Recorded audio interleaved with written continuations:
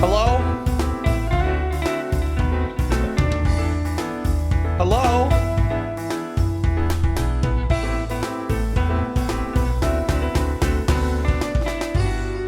Hello? Anybody there?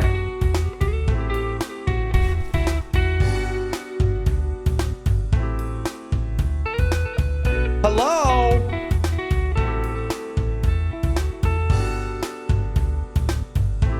Please? Somebody? Hello? Hello, it's dark. Hello? Hello?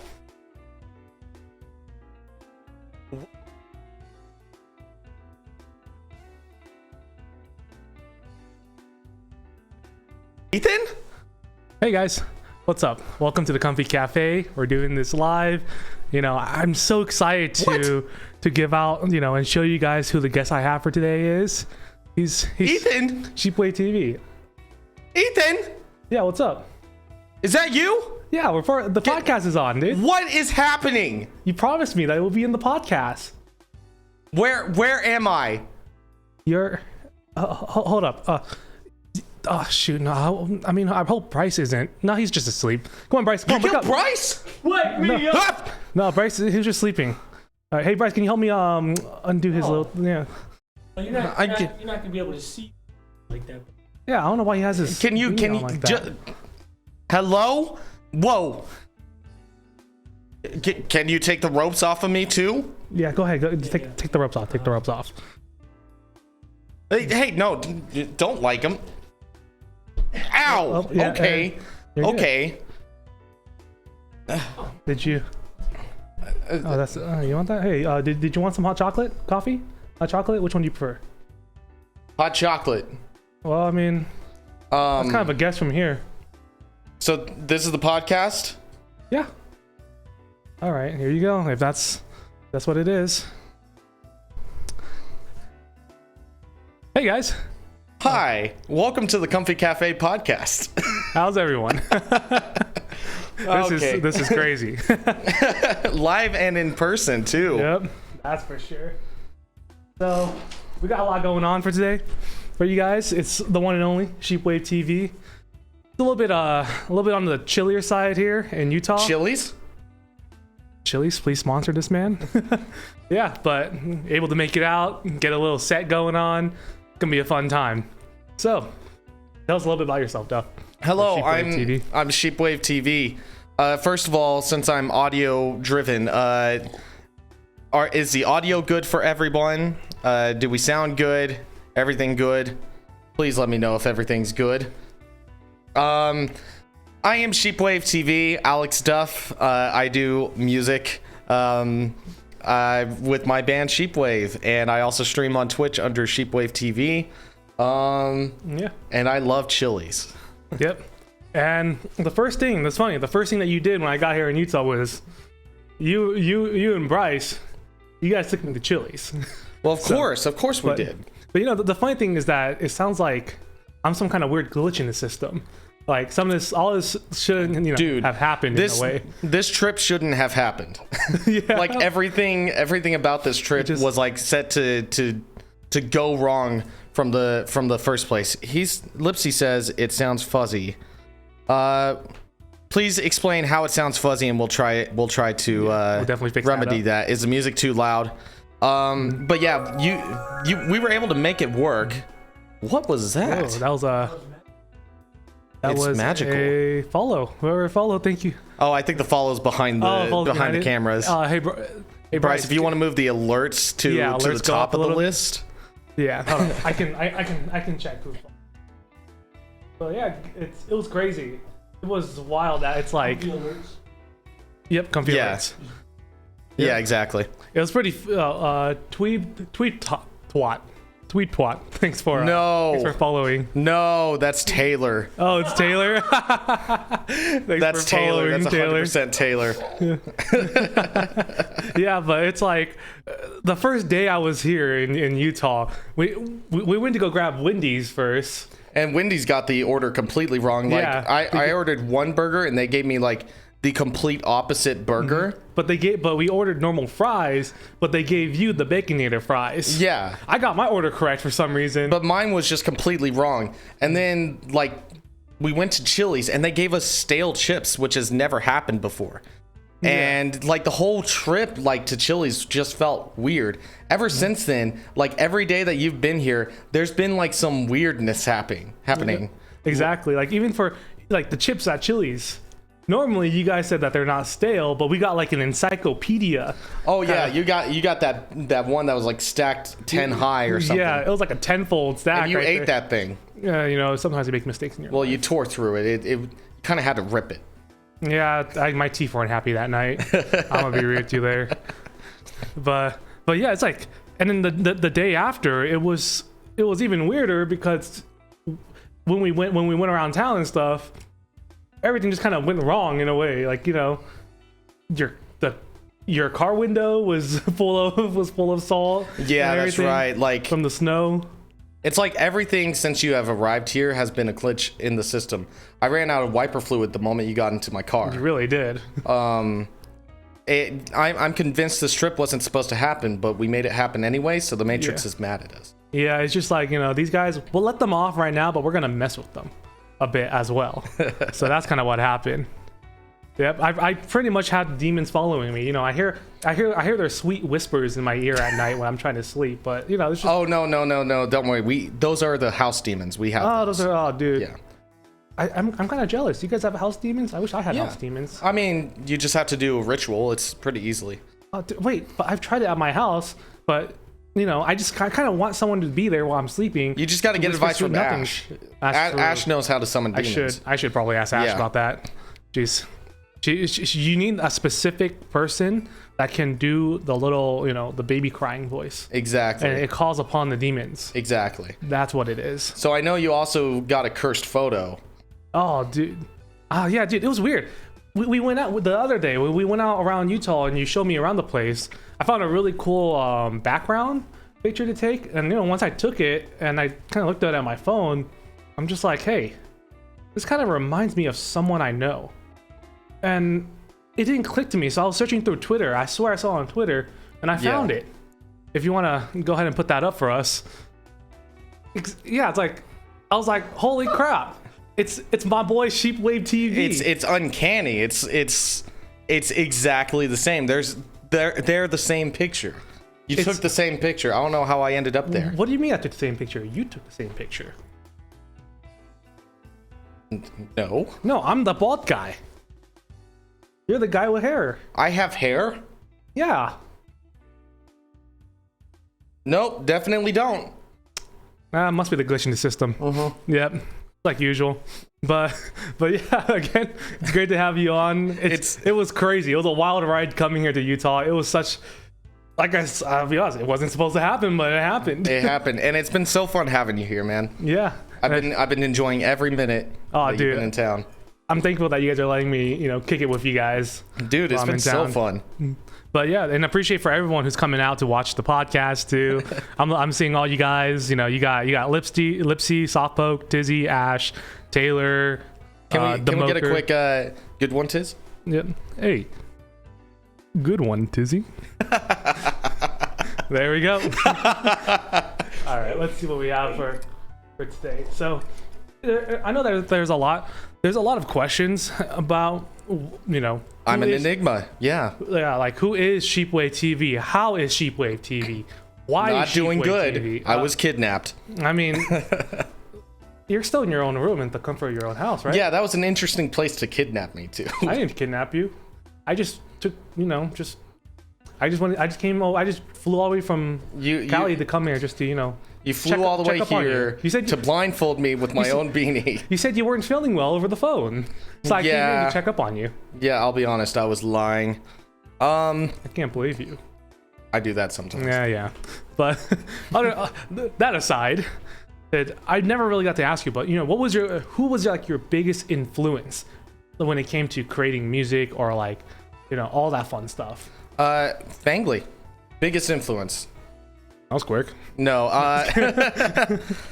funny enough, it was Owl City that got me starting to actually make music and produce music. So when I was like 13, Ash discovered Owl City, and she was listening to it so much that I kind of had no choice but to listen to it. And I was always fascinated by his style of electronic music. So I decided to download FL Studio, 13, and I made my first couple songs, one of which was Attack Punch. And I had so much fun with it that I just kind of kept learning it. My parents got me a little laptop that had FL Studio on it, so I kept learning it, and then that transitioned into me recording live instrumentation for rock and for like alternative music. So if it wasn't for Owl City, I wouldn't have started when I did. I probably would have started at some point, but Owl City gave me that kickoff point. Oh, okay. That's pretty cool though, because that means you've been doing it for many years now, huh? Yeah. Been a few good years. Yeah, I've been playing music since I was like a little kid, like 5 or 6. But I've been making music since I was about 12 or 13. Gotcha. Do you have any like special memories while doing your music? That like really kicked it off in a way, other than you're having that influence from Owl City and everything? Yeah, so I think one of the things that really told me that this is something I wanted to do like for the rest of my life was performing at a youth camp. They had a talent show, and I decided to do a new version of Attack Punch because I keep doing new versions of that song. And so I was like, I'm gonna do a new version of it, and I'm gonna perform that at that talent show. And it was the first time I really performed in front of a lot of people. It was like 600 people. And it was such an insane experience. Like, it was received super well. At one point, a bunch of the kids came down and started dancing in front of the stage, which threw me off, scared me a lot. But it was super fun. That was my first real exposure to playing music for people. And ever since then, it's always been like me chasing that again, that feeling. I see. That's really awesome though, because it's like one of those, like you said, it was kind of like a life-changing experience where you're by yourself on the stage, right? And you're just you're with your laptop that your parents bought you. You have like, did you have any like pedals on the ground to kind of help you out too, or was it just all just a keyboard sustain pedal? That was it. I had the pedal, the keyboard, and then we built this stand to hold my laptop above it, but it was like such a crappy laptop that at one point it lagged. People thought it was just an effect on the song, so it worked out well. But it was really just everything running within FL Studio, and I was just using the keyboard to control it. Oh man, that was probably nerve-wracking though. Like standing up there, and you're like, I'm alone. I got my weapon with me, my 2 weapons with me, like my laptop and my keyboard, and that's it. But all of a sudden, you look up and everyone's dancing, everyone's cheering and stuff. Exactly. Like when I was first going on, like before I got on the stage, I wanted to vomit. I was like incredibly nervous. I was terrified. As soon as I walked on the stage and introduced myself, I was fine. And then the crowd of people showed up in front of me dancing, and it brought back that feeling of terror. Like, what am I doing here? This is wrong. This is all wrong. It's like, don't mess up, don't mess up, don't mess up, don't mess up. And as soon as I saw them, I messed up. That was like where I hit the wrong key, and I was like, dang it. Yeah, it was just, but I mean, based on how everything looked and based on how everything went, it's like, it looks like you just had a wonderful time all in all, and I feel like it was probably the best Kickstarter for you. Yeah, it really did a lot for me. Right after that is when I made my first album, which you have had the misfortune of hearing. Yep. I do not plan to let many people ever hear that. I never wanted Bryce to hear it, and that dirtbag stole a copy of it, and then used it against me in a competition, which is how you got a hold of it in the first place, because I lost. Yep. I mean, I don't know what you were saying about it. It was a pretty good album. No, it wasn't. It's a shame that a lot of people, it's lost in the it's just lost in the sauce now. No, it will stay lost in the sauce. It should not be released. It should not be shown to the public. But doing that first album was like a huge experience for me because I learned how to get my music out there, like on iTunes and everything, which it's not anymore. Don't try to find it. But it taught me a lot about like how I can actually do this independently and have fun with it.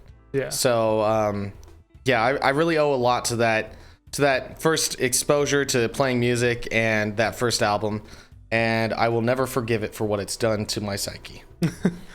I mean, I'm just always curious though in a way. Sorry, 1 second. Lipsy said this is pre-recorded. It is not pre-recorded. We are here. This is us. We are talking. Yep. I totally did not kidnap him. Right now, right here. Exactly as it's supposed to be non-recorded. So I don't feel like I've asked you this. This is a really intricate pre-recorded episode. It really is. But I never got to ask you too. Like, even though we've known each other for a good while, like pretty much it's been about a year now, right? It's been a little over a year. It's been over a year. Yeah. Because I know that last time, I think about it too.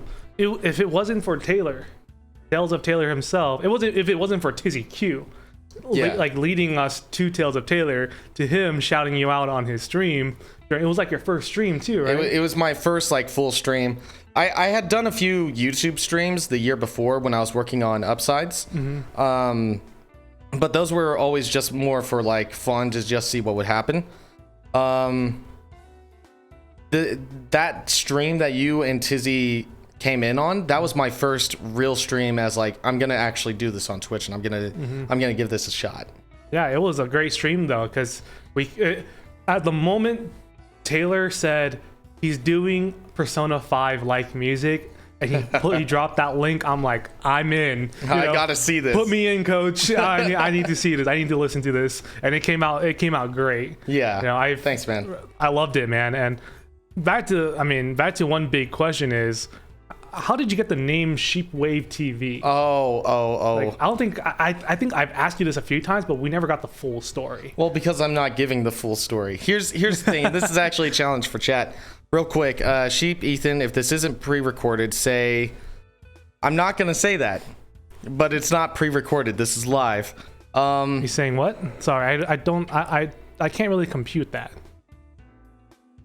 Yes. You can't understand it. If you say compute, then they're gonna catch on. I can't compute that, sir. Moving on. No, Sheepwave.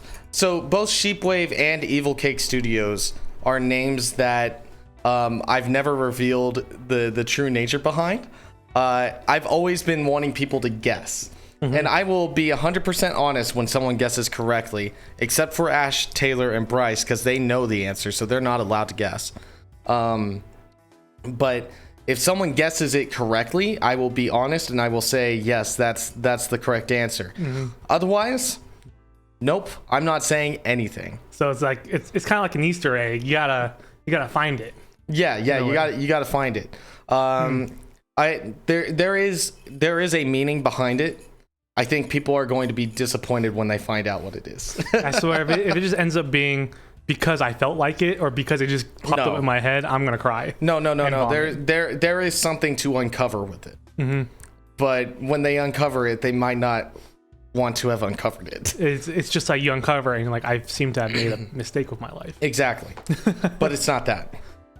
That's pretty cool though. But yeah, when it comes to music producing and creating music, there's always an inspiration behind each of your albums, like Event Horizon and Upsides, and even some of your singles, like Castaways, or because I know that you used to do you did a lot of style songs as well. But I'm more interested in a little bit of background, a little behind the scenes of like Event Horizon and Upsides. Like what was going on to kind of what made you say, I want to create an album that's geared towards this, geared towards how I feel at the time or the reason why I want to make this album? Yeah, that's a great question. So Event Horizon started because me and Bryce started Evil Cake Studios, and we hit the ground running with that first video, which was a parody of Clocks, where it was about Steins Gate. And it was received really well, and we had a lot of fun doing it, and it really kicked off the channel really nicely. But down the line a little bit, I remember watching Nate Wants to Battle, and he released an album on Ocarina of Time, and he did like original rock songs about that. I was like, it would be fun to do that kind of thing. And I remember going to bed that night, and I thought of doing it for Steins Gate, and the first couple lines for Time Machine like immediately entered my head in like that little rhythm. So I wrote them down, did a little demo of it in my voice recorder, told Bryce about it, and that kicked off a 2-year-long journey to create that stupid album. It took so long. We recorded everything, we wrote everything within the first year, and then I had kind of a bit of a mental breakdown with music, and I had to go back and relearn everything from the ground up. Yeah. So we had to re-record everything, and like we got it done just like a couple weeks before Steins Gate 0 released. So we were able to get it done in time to kind of use that as hype for the anime. Yeah. But man, it was a struggle. Like we took multiple weeks off of work to work on that, and Bryce would come over and stay at my place, and that's all we would do is work on that album. And then we had to do it again when we started re-recording. So, oh man. Yeah, it was crazy, but it was a lot of fun. We were inspired on that album by Muse, a lot of Muse. Nate Wants to Battle, of course, was a big inspiration for that. But like each song was kind of unique. Every song had its own style, its own feel to it. Okay. So each song had its own inspirations. I couldn't tell you what each one's were, but it was. I'm very glad we got to do that album. It was a lot of fun. Yeah, and it was like one of your. You can technically say it was your first great like fun album to make. Yeah, that was disregarding the. Yeah, that was the second album I've ever made was Event Horizon. Yeah. And it's the first one if you look. If you try to find any discography of mine, because I've removed the first one. Yeah. And I mean, not only that, but we got Upsides as well, and everything. Yeah. But for Upsides, it was. I'm gonna be real with you. Like a lot of the songs from Upsides, it blew up pretty big. Like everyone knows when it's become a national like anthem for our Discord group. Whenever we just hear the words "Sleepless Night," like it just becomes a national like anthem. Yeah. Everyone just starts singing it. And yeah. That, and I know like you also have another song like Hold Your Head High. That's another one, and that one was a special one too. I know you showed it to me. The little like the concept of when you had everyone come in. Yeah. Too. So I know those are like two really nice like big ones that if you tell someone this, they're like, oh yeah, that's from Sheepwave. Yeah, exactly. In the community. Yeah, Upsides was a different experience altogether from Event Horizon. Because at that point I had moved out on my own, so I wasn't living near Bryce anymore, and I was like, during that year that I was on my own, I faced a lot of like depression. There was a lot of new challenges that came from being on my own, and that album was very much about that experience, that entire year. Hold Your Head High was the only song from before that album that was already written. I had that written for a few years, and like you mentioned, we had a version out beforehand that had like some group vocals at the end. Yeah. That had some friends involved, including Ash and Tay and Bryce. And so we had some group vocals at the end of that. I found that file and was able to use it at the end of the new version of the song too, which was really fun. But it was like that optimistic start to the album, like going into this new journey, like, yeah, everything's gonna work out and be fine. And then the rest of the album is just like this beatdown that I experienced from like social media pressures to the depression I felt, which is a lot about what Waste of Space was written for. And the whole album kind of rounds out at the end with This Is Who I Am, which is the song that kind of wraps it up and says, there was a reason for all of that depression. And by the time I wrote all those songs, it was October, and I was at like this great point where I was like, okay, I think I've figured out what I'm doing now, and I figured out my life a little bit more. I'm gonna make this album. So every day I would wake up at 5 a.m. I would work on that album. I'd go to work, come home, work on the album, go to sleep, and I did that every day for October. And I finished that album in a month, which is completely different from when I did Event Horizon, which took 2 years. Yeah. But I mean, in a way, it sounded just like you had that burst of like inspiration, like that, you know, just that push. Yeah. That really nice like push where we're gonna get this done and we're gonna make sure it's right. And I'm happy as an artist. Exactly. It was like I knew that this was exactly the album I wanted to tell, and the story I wanted to tell, and the songs I wanted to tell it to.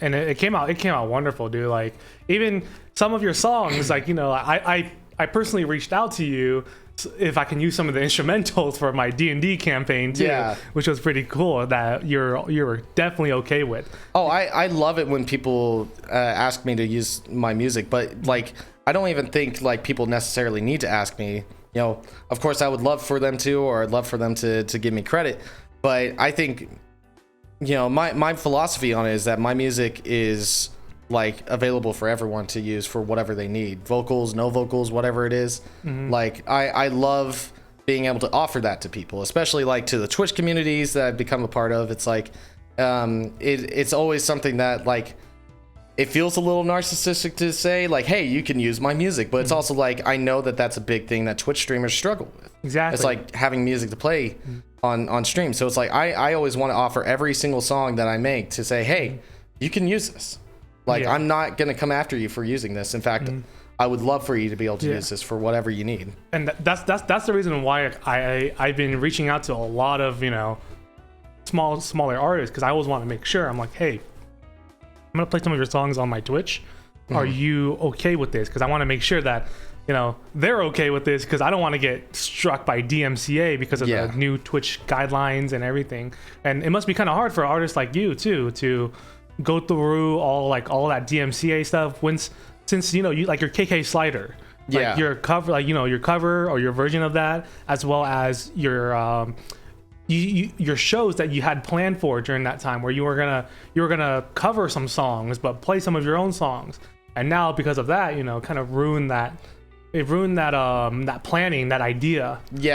Like when I joined Twitch right at the time that DMCA really started getting like being thrown on Twitch.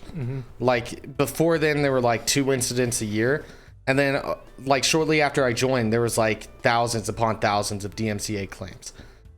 So I did that first live show that you were talking about, and you got to be part of that in the chat, and that was filled with covers, and luckily I didn't get any strikes with that. But like after I did that stream, I was like, that could have like affected me, and it could easily lead to me not being able to do my streams. So I had to stop doing those shows. And like even at this point, I'm afraid of getting on and covering other people's music, because you never know what's gonna get caught. I'm even afraid to do my own stuff sometimes, because what if it sounds similar to someone else's song and then that gets struck?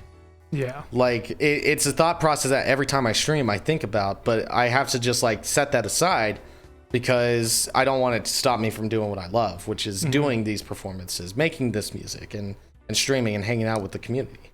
It's rough too, because, you know, some artists, usually the small artists are okay with you using their music, but you're never gonna run. You never know if you're gonna run into that one small artist that's all like, I'm gonna take advantage of this, you know? And then boom, I'm gonna milk this for every cent that I can, which is like, have fun with your 23 cents. That's not gonna net you much. Because I know there was a few small artists. I was lucky that I didn't get DMCA'd, but I got my VOD muted because I played one of their songs.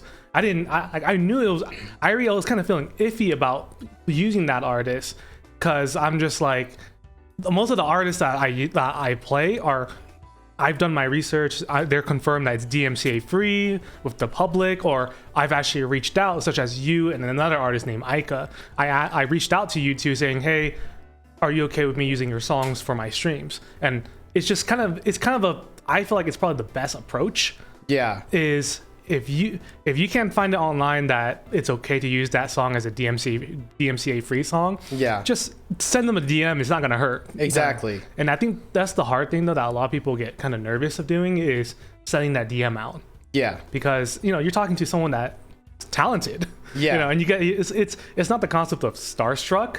It's just the concept of, holy crap, this guy's talented, or this person's talented. So yeah, it's a little weird to do, and I totally get that.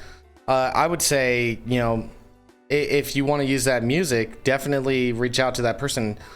Like, if they don't respond, or if they respond negatively, then okay, cool. At least I asked, and I know that I can't use that music. Yeah. I'll put this out there so that it's kind of my way of getting my message out. But yeah, go for it. Feel free to use Sheepwave music, like for videos, for streams. If you use the instrumental to cover it, as long as you're like not just like recreating it and putting it up and acting as if it's your own, I am totally 100% cool with you using Sheepwave music. And that's to everyone out there. So I just want to go ahead and say that, because I want to offer that to everyone that needs some music, and my music happens to fill what they're looking for. Yeah.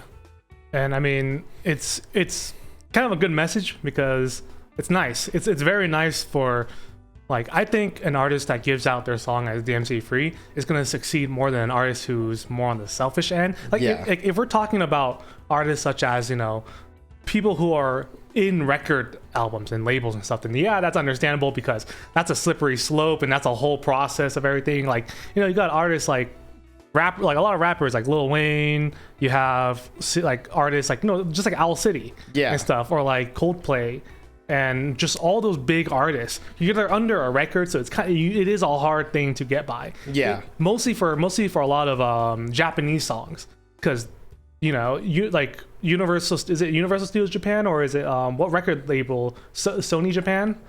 Sony and Universal, like they're both like the big ones, especially they're like Universal. Super strict on a lot of streamers playing their kind of songs, like or even like Utada, like Hikaru Utada. Yeah, like she's a big one, where even when you play the Kingdom Hearts games, they're always they're like, you better, like, if you're gonna, you better not listen to this song and just sit there with your chat and listen to it. You better just play through the opening sequence once, and even that opening sequence, it's if you stream it on your PlayStation, it forcefully mutes it out for your whole stream, so only you can see it, and you can. And that's so sad, because music is such a big part of gaming, and that's why DMCA is such a problem these days. It's like, DMCA wasn't built for the streaming environment or the video environment, YouTube, Twitch, all of these different things.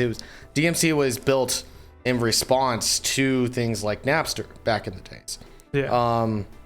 And now, music corporations. Oh, Queen Kyrie, thanks for the raid. Thanks for the raid. I appreciate it. Thank you very much.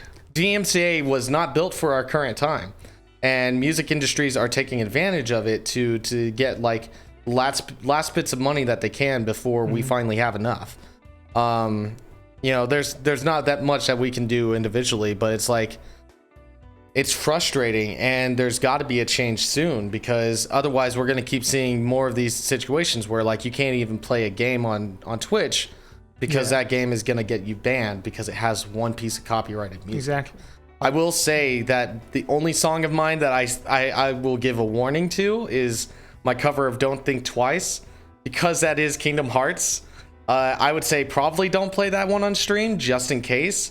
I won't do anything. I won't come after you, but since it's a cover, there's a possibility that Disney or whatever, Utada Hikaru's team will try to strike you for that. So I would say leave that one alone, just in case. Everything else is original. So and I mean, Tizzy brought up a good one. Like, what about the Quay Mimi song? The KK Slider. That's a good one to bring up too, because that is technically similar on par with Animal Crossing in Nintendo. I will say that I have played that one many times on stream. I have not once had a problem with that. And I've seen other people play it on stream. They haven't had any problems with it. I think it's different enough that you're not going to get caught by that.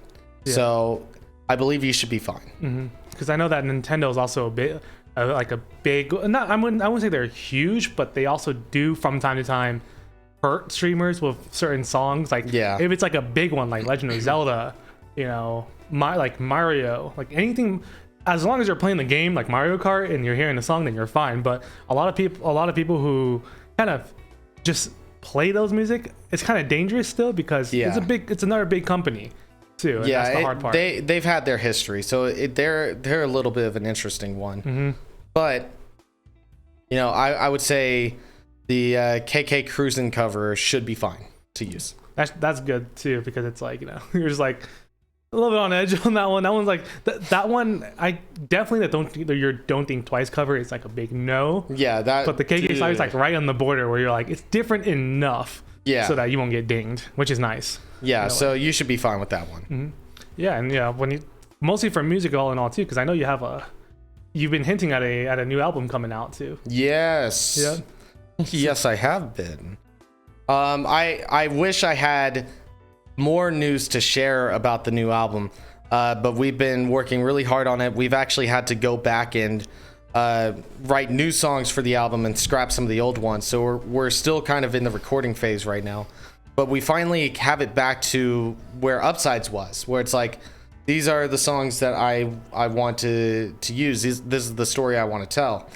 What I can say about it is it's very much a follow-up to Upsides. It explores the last 2+ years since Upsides, you know, the new experiences I've had, especially trying to live up to the message of Upsides, which is living life in the Upsides, living to find happiness. So the new album is a lot more upbeat. There are some down points. Castaways is going to be on the album, and that is very much a low point. It's that one's basically the massive depression I went through since, but it's also in my eyes a very hopeful song for me. And it fits right in with the album. Yeah, and I mean, it's Castaway's already out as a single on your Spotify, on YouTube, everything. So if anyone's curious on how it sounds like and everything, by all means, check it out at SheepwaveTV. Right? Yeah. Was it SheepwaveTV on YouTube or is it just Sheepwave? On YouTube it's SheepwaveTV, but on Apple Music, Spotify, it's just Sheepwave. And yeah, Castaways is my latest song, and I'm very, very proud of it. Yeah, not only that, but I know that currently right now it should be okay to talk about it, but there is a acoustic version of Sleepless Nights coming out with a special individual. Yes he has played it once on his stream. So Sleepless Nights featuring the one and only Tizzy Q, that was originally going to be like the final track on the album. We're going to release it as a single. And you guys are making it a single, huh? Yeah we're very close to having that one done, so we will we're going to release that one in the near future. I'm super excited for it. Super proud of how it's been turning out. So we'll be. That's all I can say is it's coming soon. It'll be here before the album, and that's soon. So. Oh yeah, no, I'm so excited to hear it because I know that I don't mean to brag to anyone. Okay, maybe just a little bit, but I've gotten the the honors to hear what you have so far on it, and by all means, Tizzy Q's voice with that song is like pretty good. It's butter, dude. It's pretty so much good. It's pretty much the icing on the cake is the best you can say. Yeah, I remember getting that first. The icing on the evil cake. How dare you? I remember I remember getting that first take from Tizzy after I asked him if he wanted to be part of the song, and I remember just thinking like, I don't need any more takes. I don't need him to send me any more because I could run with what he gave me. He gave me more, and it was even better than that. So I'm like legitimately one of the best vocalists I've worked with. Just incredible. Yeah, I've known the dude for a good while now too, and a lot of the stuff that he sings and all his streams and stuff, when he's like singing on his streams, you look at it and you're like, yep, this guy knows what he's doing. Yeah, absolutely, dude. So good. Yep. So good. He's honestly too. He's like one of the guys that you just, if you need help with either advice for vocal stuff, or you need someone to sing something for you or voice act a certain part for you, just one of the first guys you go to. Yeah, he's fantastic. And Tizzy, we love you. I love him more. I love him more. I'm just gonna say I love him more. No. Yes. Me. No, me. No, wait, Bryce. I think Bryce loves him the most. Yeah. Probably. Yeah. Yep. Bryce loves him the most. It's official. But yeah, it's I don't like again, dude. It's so weird because I feel like I hopped onto your stream like yesterday for the first time. It feels like it was very recent that I started streaming. Yeah. And I haven't been streaming over the past few months because of my my schooling, where I'm actually interning at a studio. But it's something I'm gonna be getting back to, especially this month, like towards the second half of the month. I'm gonna be back to streaming a little bit more regularly, and I'm super excited to get back into it. Oh yeah, that's gonna be very exciting. Do you have any? Is it still gonna be like more lo-fi stuff or improv, or is it gonna be more of like music, like how you see like your FL Studio? It's gonna be both. A little bit of both. Yeah, so I'm gonna keep doing the improv streams, and those are kind of going to the lo-fi format for now. But we're also going to be doing the streams where I make music and like actually make it with chat and things like that. Oh, excuse me, I hiccuped. Ew. It's all good. that was terrible. How dare me happen? How dare you hiccup out of human, natural gastric responses in the human body? How dare you? How dare I do that? Yeah, how dare your body do that? How dare I be normal? On this stream. On the day of my daughter's wedding. On the day of my daughter TZQ's wedding. And TZQ's daughter Sputnik. Yep. Mostly on Sputnik's wedding. How dare you? Yeah, Sputnik's wedding. How could I have done this to Sputnik? Yeah, dude. She's a beautiful bride, and we all know it. Oh my gosh. If you know, you guys know. But yeah, I'm awestruck. It's crazy because pretty much all of you guys started off as just friends on the internet. Yeah. And it still boggles my mind how, I'm able to meet you. I'm able to meet Bryce. Soon I'll be able to meet Jordan, and then I've met Ash and Taylor, and even our wonderful mod Shamdo. Yeah. In person, we all started off with just, oh shoot, like we all have similar interests. We just love playing video games. We love music, and we just, we're all. It's easy. We're all weebs. Yeah, we're all weebs, and we're all easy to talk to. as pointed by our background pieces here. Yeah. So, but to see all of this kind of happen and just being able to meet the people that you vibe with and you connect with on a better level than many other people in your normal daily lives, it's crazy too, because mostly with the pandemic going around, it's pretty much the only thing you can do. Yeah. And you meet friends off of friends online, and you're like, hey, where are you from? And they're like, oh, I'm from like Europe. And you're like, huh? Like, what? Why are you still up? Yeah. Kind of like that. Yeah, exactly. Like streaming was something I started doing because of the pandemic. Like it's something I always thought about doing, and in fact did a little bit of, like I mentioned, but it was nothing I really ever like considered actually doing until it was like, we've been here a few months and I want to do something new. I want to do something that's a little bit more interactive. And streaming was that thing that just made sense to do. Taylor had just started doing it like a lot more often, and he was having fun with it. Ash was starting to think about doing it. So it was like, yeah, I think I'll give it a shot too, and let's have some fun with it. And immediately I met you and Tizzy.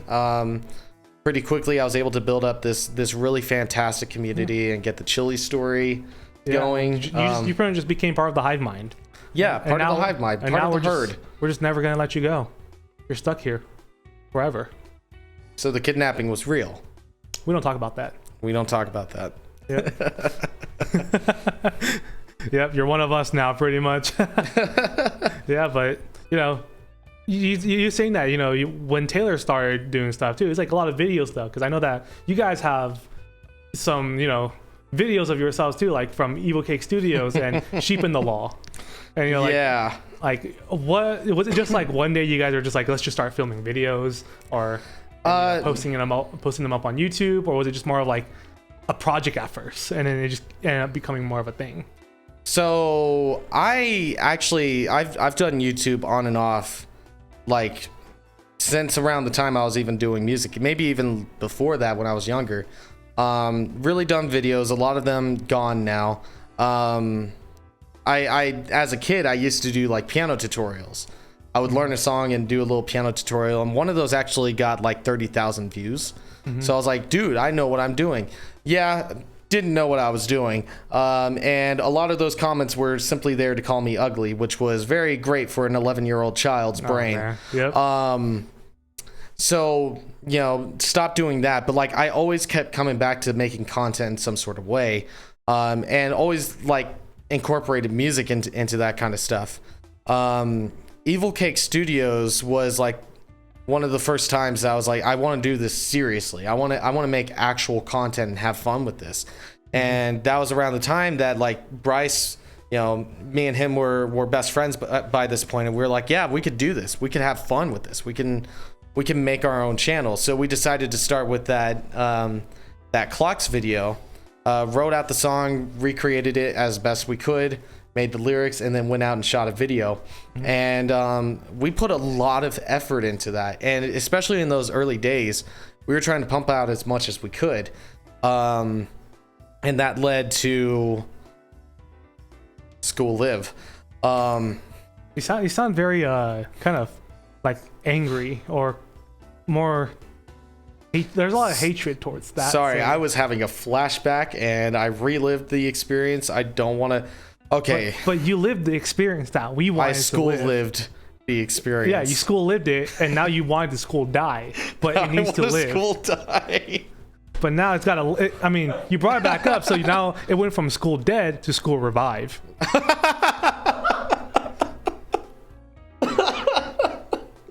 Okay.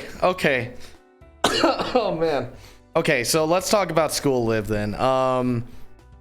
So yeah, we were doing the Evil Cake content, and around that time School Live was airing as an anime, and I remember watching it and just like being so caught off guard by that first episode. I was like, cool, I got to show this to Bryce and not give him any context. So I showed it to Bryce.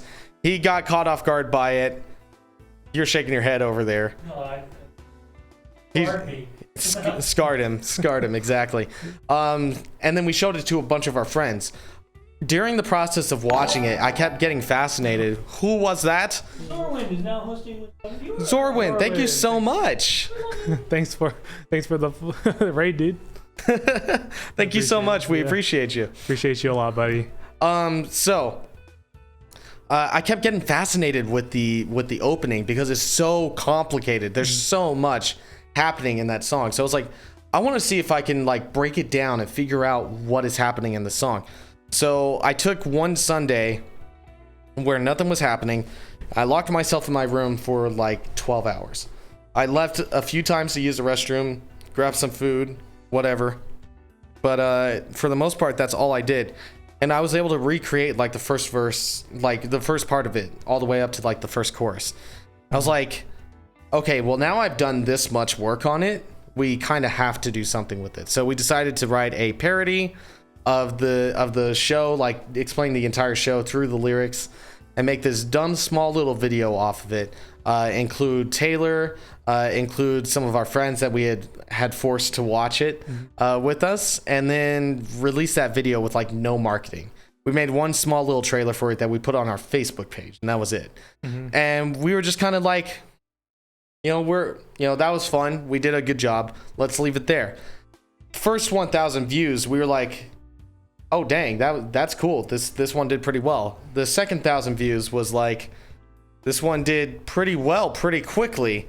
The first 10,000 views, we were like, holy crap, why is this doing so well? Every single like bit of views after that would show up on that video, every comment became like, why are you guys here? Why are you guys watching this video? Why? We did not mean for this to happen. And now it's sitting at like 144,000 views. And it's got like some comments from some like verified people that like do like actual content. They have like millions of subscribers. It's like, what? Why on this video? Yeah. Why this video? Like it could have been any other video, but it ended up being that one. This is the one that like I was doing just because I had to put so much time into it for some stupid reason. So we had to actually do something with it, and this is what happened. Oh, you guys popped off. That's what happened. Why there? And why not? That's the real question.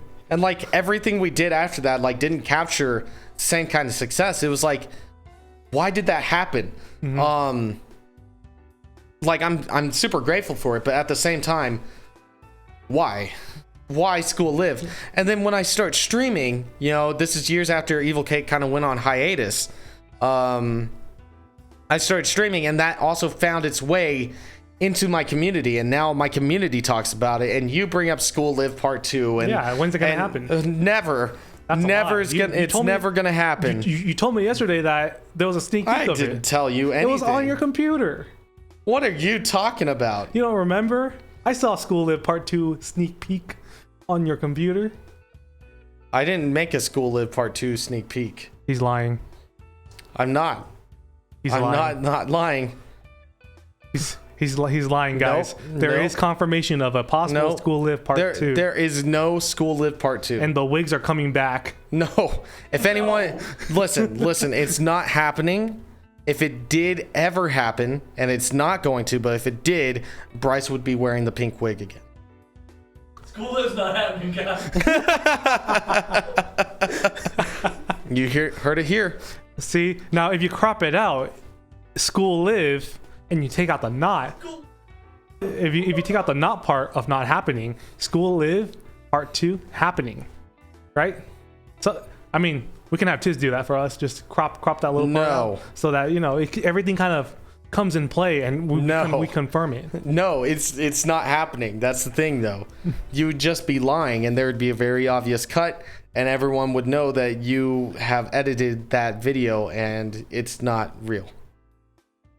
We'll see.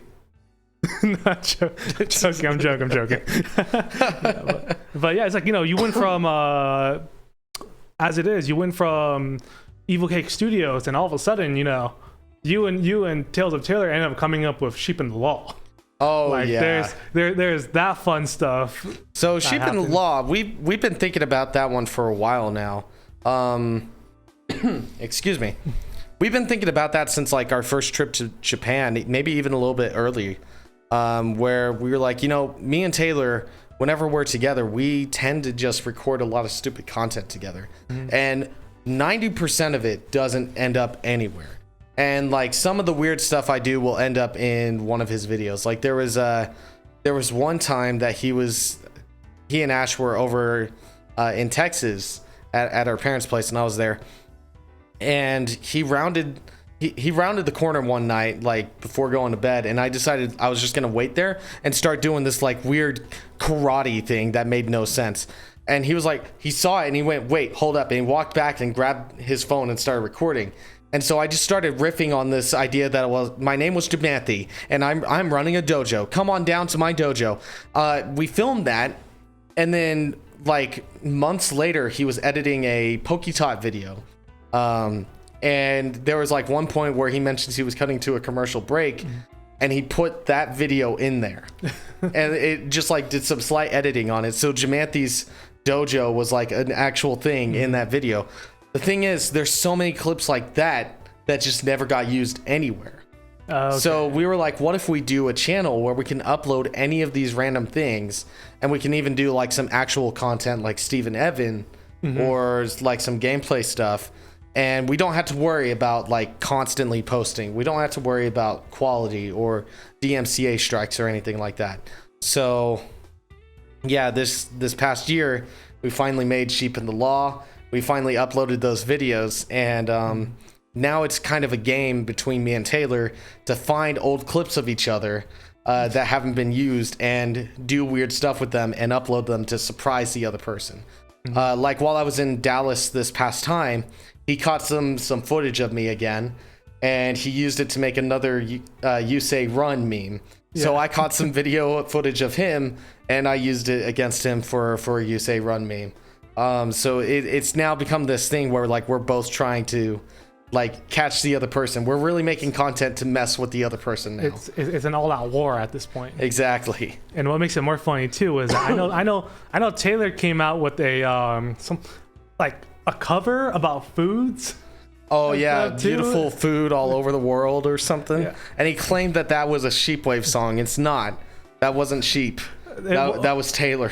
What made it even funnier was that Taylor's voice was actually very nice. The dude did that in one take. That's talent right there. That's talent. That's talent. So if you guys ever are curious about it and want to go find it out, Sheep in the Law on YouTube, right? Sheep in the Law on YouTube, yes. Yep. That's between Tales of Taylor or Poketot and myself. Yep. And if you want any of the mods in the chat, if you guys find it on Sheep in the Law, just send the link to anyone who's curious. Yeah, if we could get that in chat from one of the mods, that would be fantastic. Yeah. But, the YouTube stuff too. And I know that recently you've been putting up a lot of your VODs from your improv streams on YouTube. Yes, I do. For those who miss out on it. I do edit it down so that it's just the songs. And then I'll put those on my main channel. I keep intending to put the full VODs also, like on my VODs channel, but I keep forgetting to do that. Yeah, I'll get to it eventually, right? Yeah, someday I'll release all those. But those edited down ones are on my YouTube channel, and the most recent one has the first 2 lo-fi songs that we've done improv, and I think they're fantastic. And you said that you wanted to make another album in a way, right? I know you said on stream before. Yeah. A lo-fi album. And I'm currently working on it, but like I wanted to make some just like a collection of lo-fi songs because those are really good for streamers. Like streamers love having lo-fi music on. I love having lo-fi music on. So it's like if that's something I could offer, then that'd be great. So these improv streams are really a way to kind of help me generate new songs for that album, and then I can go back, recreate them, do some polishing on them, and then I'll have this album that I can release that anyone can use for, once again, whatever they want to use it for. Yeah. So. And which is pretty nice. Again, it's very nice in a way that you're open to that kind of stuff. Yeah, it feels like it's a disservice not only to the people who like my music, but also to myself if I don't let people use my music. Like I write my music for me and for my experiences. I also write it for the people that resonate with those messages, and it feels wrong of me to hold that back and say, oh, well, you have to pay your 99 cents to be able to use this. It makes no sense to me to do things that way. It's like, no, if you enjoy my music, by all means, I want you to be able to enjoy it in whatever capacity, like, you need my music to work for you. So now it's time for me to go on YouTube and re-upload your songs and be like, hey guys, it is me, SheepwaveTV, look at my picture. No, even though you have the picture, like, that picture does not, pictures over there, that picture does not give you right to re-upload my music as your own. Hey guys, it's me, SheepwaveTV, taking the same photo. Hey guys, it's me, SheepwaveTV. That's not the SheepwaveTV. I SheepwaveTV. Yeah, that's not the SheepwaveTV. I'm the SheepwaveTV. Me. No, I'm SheepwaveTV. No, switch the camera to me. Switch the other camera angle, please. I'm other camera angle, please. It is other camera angle, please. No, the one that's on me. It is SheepwaveTV. Switch to this camera, please. No, wrong camera. Switch to Alex. Oh, I know that guy. Hello, I'm SheepwaveTV. Wait, but I'm SheepwaveTV. Hi guys, I'm SheepwaveTV. I made the Quay Mimi song, the meatball song. Hi, I'm SheepwaveTV.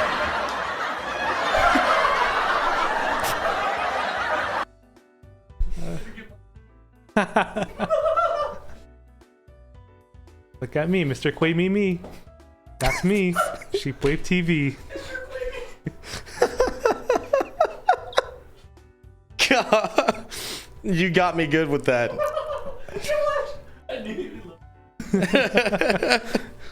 Yeah. Oh man.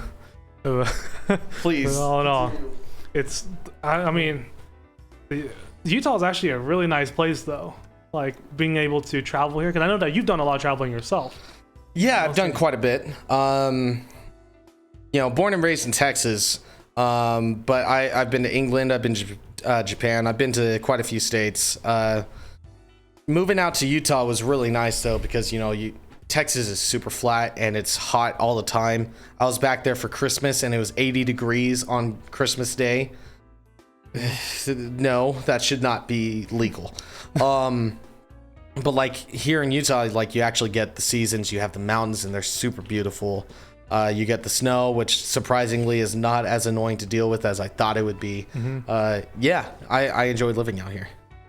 Yeah, because I know that Texas. I mean, let's be honest though, the rent in Texas is pretty good. Same thing for Utah. Because if you're like me, a Californian, listen, man, I'm a broke college student living with his parents still. That's the most I would ever get of my California experience. Yeah, that's why for me, I'm just like, once I finish college and everything, it's time to find a different place. I need to go somewhere else, man. And so far, my experience in Utah has been pretty fun. Even though everything is like kind of far apart from each other, in a way, it's kind of nice because you get a little bit of everything. You get like, you got your summer, your spring that probably looks really nice during that time. Oh, it looks so good, especially in the autumn. Like and you got your fall and winter, leaves, and you see the red leaves on the mountains. Oh wow, it's beautiful. Hey, we would love to have you here. So we'll give see. it a thought. Yeah, I'll give it a thought maybe in the future. Yeah, because it'd be fun. It'd be fun, and I think it's about time I go somewhere where I can actually pay rent. Yeah. Without having to pay rent for an affordable price. Yeah, an affordable price, exactly. Because heck, man, rent in California, you do not want to live there. Trust me. Jeez, I have some friends out in California, including you, and it's just like, I hear them talk about it. It's like it's just insane. It's just crazy, man. Yeah. Same thing for gas prices. Have you seen the gas prices there? Oh shoot! You were telling us it was like in the higher end of 4. Yep, higher end of 4s might as well make it $5 for a gallon of gas. It's like I thought it was pretty crazy here, being like around 3.5. Yeah. Like that's just ridiculous. Oh, dude, trust me. That's what I'm saying. Come down to California, you're gonna look at the gas price, and you're like, you know what? Maybe I'll just push my car. Yeah. Maybe I will just Healy everywhere. Exactly. Always the Heelys. Always the Heelys. Those things died. I still have my pair in my closet somewhere. You ever thought about just putting them back on one day? And I think about it all the time. Around? I just haven't done it.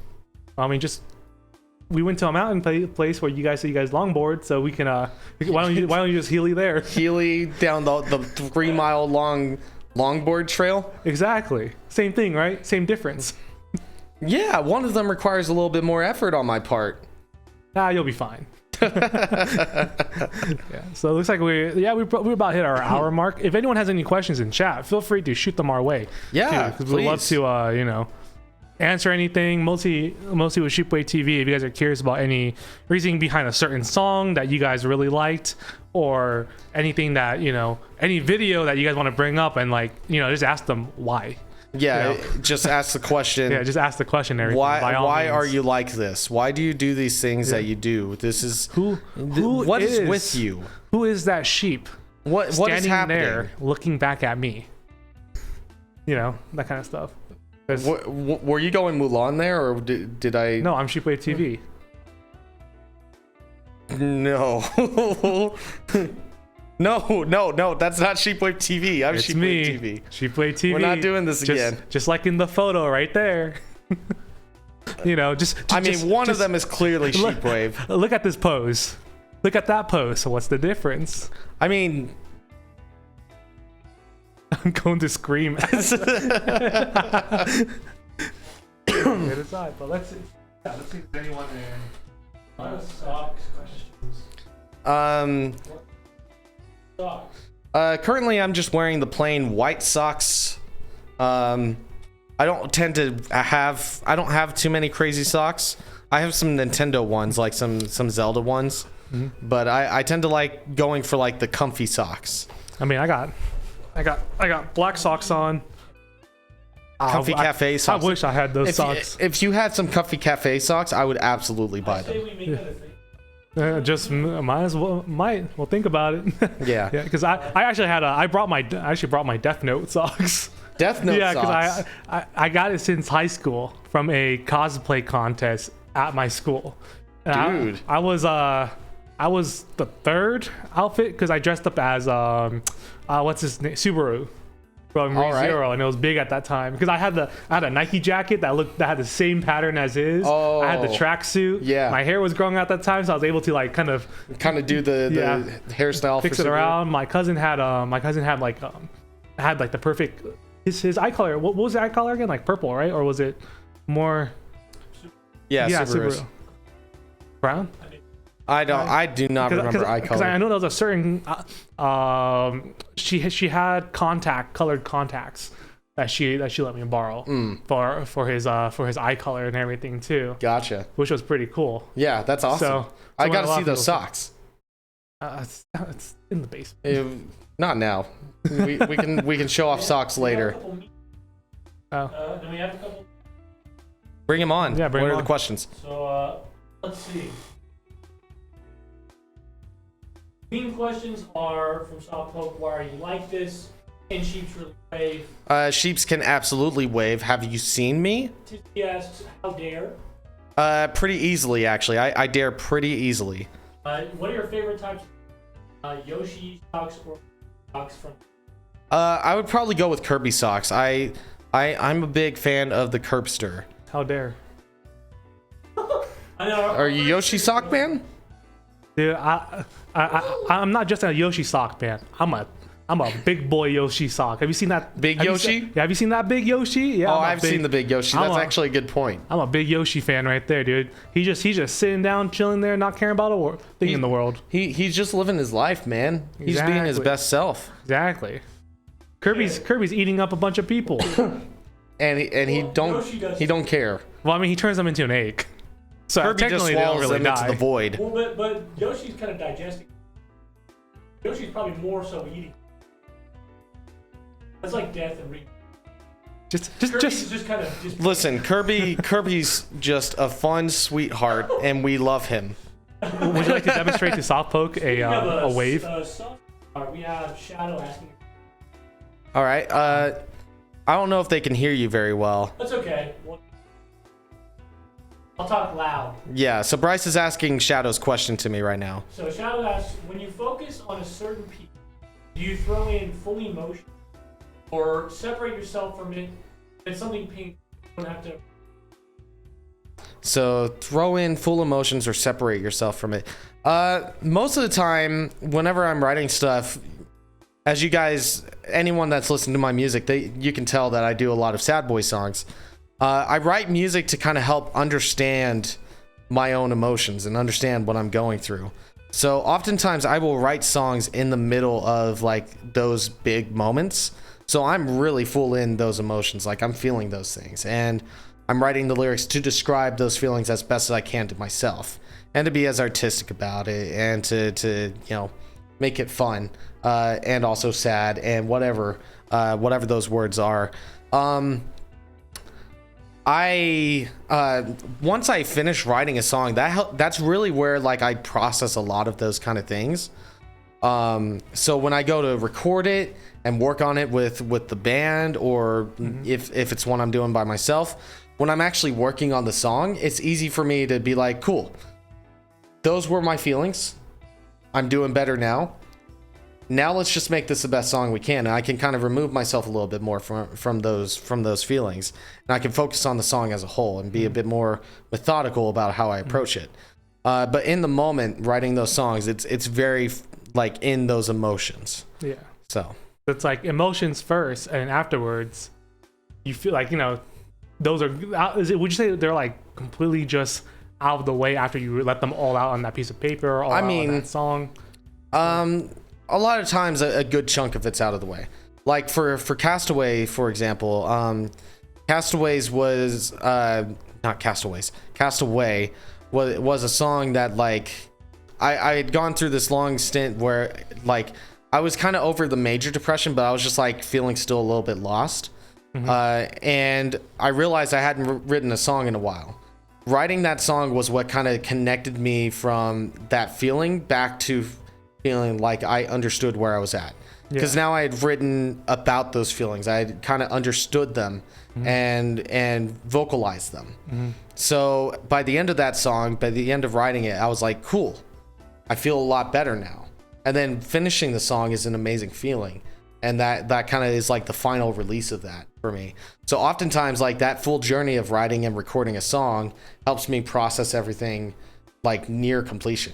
And I walk away from that song having released feeling like renewed. Yeah. So it's a really nice thing. I'm very grateful that I'm able to write those songs. Yeah, and I mean that's probably the best way you can write any type of song too, is just kind of let your feelings get in the way of it. Because if you kind of repress that and you try to write a song, it's just going to make things kind of harder. Yeah. In a way, because because I'll be honest, like there's a lot of times where I listen to your songs and it kind of influenced me big time to like, hey, I should probably write a song too. And that's actually one of the things that got me writing one of my songs. Yeah. One of the songs I'm working on right now too. Which I really love hearing that. Like, I love hearing how my music's been able to touch other people because, like I mentioned before, I really write those songs for myself to be able to process those things. But hearing how those messages affect other people, it's always something that like really warms my heart and like brightens my day, because it's like I was able to use those experiences for something good. Yeah, and then it sends a good message out to a lot of people as well. Like, I'll be honest, when I was going through my really depressive state too, it was like just right when I was starting to talk to you guys, but I was listening to some of your songs. Like, of course, definitely keep like Hold Your Head High, Sleepless Nights, Waste of Space. I was like, when listening to them, even though they were kind of more on the sad boy end, it was kind of like, oh shoot, I'm not the only one that has gone through or is currently going through these type of things. And not only that, but hold your head high was one that was motivational. Yeah, it was one where it was like that push in a way. That's what got me. That's what technically pushed me back up during that time. And it was that song, including of getting to know you more, getting to know Tizzy, Shamdo, Ash, Taylor, Bryce, everyone in that group too. Like it's a lot of motivation. I'm really glad to hear that. Thanks for letting me know that. I really appreciate that. Yeah, I think we got one from. All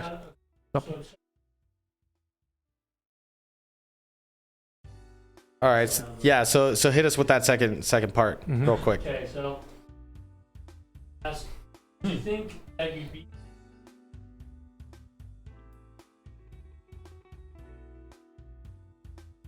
therapeutic? You're able to at least help you able to process. So that first part of the question was, do you think it's like I would be where I am today, or I've always kind of had this mindset of like, even through my darkest moments, I know I'll kind of make it out. And I've been grateful for that mindset. It doesn't mean it's been easy. But I've had moments where I felt like, maybe all I'm going to experience are the dark things. And I've even had times with music where I've thought my music is only good when I experience dark things. When I go through heartbreak, whenever I go through depression, like that's when I write my greatest music. Maybe I'll never be able to make happy music. I've proved that wrong to myself multiple times though. Hold Your Head High, This Is Who I Am. I love those songs to death, and those are very positive songs. I Shouldn't Want You, But I Do. It's this really fun kind of 1975 inspired song that's just like super upbeat, super fun to listen to. And on the album, there's a lot of these upbeat songs that are very, very fun. I'm very proud of them that say there's a lot more to me than these dark moments. There's a lot more to me than the depression that I felt so much throughout my life. There's a lot more to me than sadness. There's a lot more to me than even just music. I have a lot to offer as the person that I am, and that's something that in this upcoming album I kind of want to express, because I believe that's true for everyone. Like even like people who have their major thing, like this is the thing I do, there's so much more to the people than just that thing. And oftentimes we overlook that. And so that's something that I've learned a lot about myself, especially over the last couple of years, is like, I am a musician, but that doesn't mean that that's all I'm good for. That doesn't mean that all I can do is this one thing. I can live my life and I can find happiness outside of those things. Yeah, and that's a good outtake on it, like, and everything. And I mean, I think Tizzy has a question too. Yeah. So he asks, what was a moment of triumph in my life? A big one was that first performance I did with the Tack Punch. I really loved that performance, and I feel like that's one of my favorite memories to look back on. let's see. I would say another big moment of triumph was me getting over that first depression that I had when I moved out, because it was a year-long thing. Mm-hmm. Waste of Space was a song that I wrote a day after the worst night of my life. That night was like where I had hit my lowest, and like I knew I wasn't gonna do anything, but I kept having the thoughts anyway. And that was the night that I finally reached out to some friends and started talking, and started getting people involved. The next day was the day that I picked up the guitar, and I hadn't touched it in a while, and I just tuned it to a weird tuning, started playing around, and I wrote Waste of Space within like an hour. And like the lyrics were super easy to write because it was exactly what I was feeling in that moment. And it was that same exact cycle where it's like I wrote that and I was like, I feel a lot better now. I feel, and this kind of answering Shadow's other question, it was very therapeutic. That's what a lot of these songs are for me. Mm-hmm. And it helped me process that. And then I recorded it and kind of released it. And that was another moment I considered to be a triumph, because it told me I went through this incredibly hard thing. I went through this incredibly tough depression, and especially this one night where everything got to its worst, and I survived that. And Waste of Space is that scar that I have to show that I survived that. Yeah, and then not only that, but it came out to be like a really good song. Yeah, too, I still love playing that song. Like you out of so many songs, you know, that we hear from your album and stuff, there's always those like certain, like all of them had a story to tell. They had like emotions put into it. Yeah. But I personally, I think Waste of Space was probably one of the ones where you can hear the most emotion. Yeah, it's very raw, because it's just like, for the most part, just like those two guitar tracks and the one vocal track. Yeah. I wanted to add harmonies to it. I almost did, but I felt like it didn't. It felt better for it to be that one vocal track. It was just me. Yeah. So. Yeah, you know, one more thing. I'm you know, from looking at chat, just want to announce that, you know, we all love Shadow here. Too, we love Shadow. Yeah, because I saw your comment, Shadow. I shouldn't watch it, but I do. Got me through my hospital stay during my blood transfusions. Literally, just talking to you while working on that song on stream and talking with Ash helped so much. I'm glad that we could be there for you during that, and I'm glad that you found some comfort in that song. I'm really glad you were able to find that. Yeah. And we're glad to have you as part of the community. Whether you're modding for us or you're just hanging out, we absolutely love you, Shadow. Yeah, all the love, and only all the love too. Bryce, any questions from anyone? Because I know you said Tizzy had one and we haven't gotten to it. We got his. Oh, Moment of Triumph. That's right, we did get that.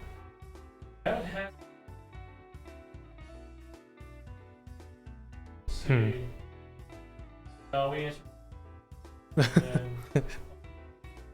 I know you've got some more. Yeah.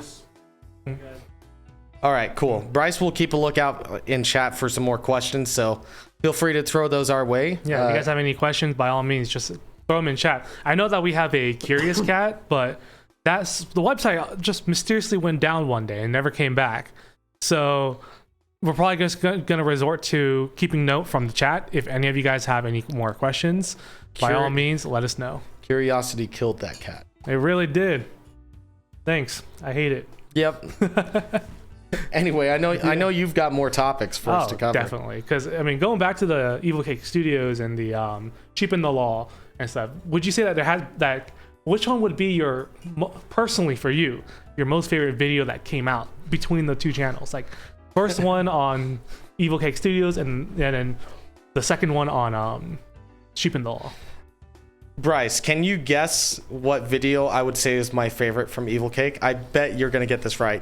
Gotta say it loud so everyone can hear it. Well, apparently I can be heard pretty fine. Top post. You can, like, I have a noise gate on the microphones, so you have to talk pretty loud consistently. Okay. That's tough, but if I want to say guess one. Part of me thinks it's gotta be messing with Ash. Not messing with Ash. That was probably the most fun one moment, but like favorite video. Favorite video from Evil Cake Studios. I might forget photography. There's one specifically that we had a lot happen during. Especially one specific moment that did not happen during any other video. My word. I'm so sad that he's not guessing this. It is the beginning of the tail end of the tragic tales of Tales of Taylor, the musical.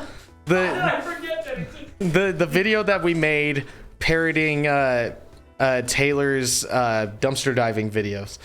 We had so much fun making that, and I'm in it for like 3 seconds, like for one sound bit, but outside of that, I'm running the camera and I did the editing, and that video is so freaking funny.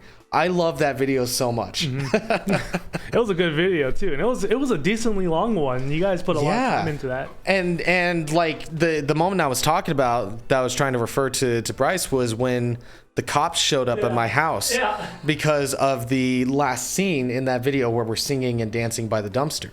Oh yeah. So apparently there was a janitor inside the school building that we were filming next to, and they thought we were hoodlums. They thought that like we were wearing masks or something like that, and we were doing something really sketchy. So they called the cops, and the cops actually followed me home. And then they knocked on our door. Me and Bryce were upstairs. My parents answered the door, and like the cops were like, "Hey, is the owner of this vehicle Alex Duff? Is he home?" And my dad just started laughing because he knew what we had just been doing. So he was like, "Yeah, let me go get them." So he called us down, and the cops were like, "Hey, we got a call that you guys were causing a disturbance." And we started laughing, and we're like, "Yeah, we were filming this video, and there was a scene that we needed to sing and dance by a dumpster." And they were like, "Well, we're gonna need to see this video." So we had to show the cops the video that we had just filmed, where Bryce is next to the dumpster singing, "Look at all these things I found in a dumpster." And like as soon as they saw that one part of it, like one of the cops just like, "All right, you've got this handled," and he just went outside. He was probably dying laugh. He was trying to hold back his laugh. Someone was like, "Oh, you guys are serious with this, aren't you?" Yeah. So like they took our names and they had us upload the video and like just that clip and send it to them. Like they never got back to us or anything. Nothing ever came of it. But I like to think that they spread that little clip around in the precinct.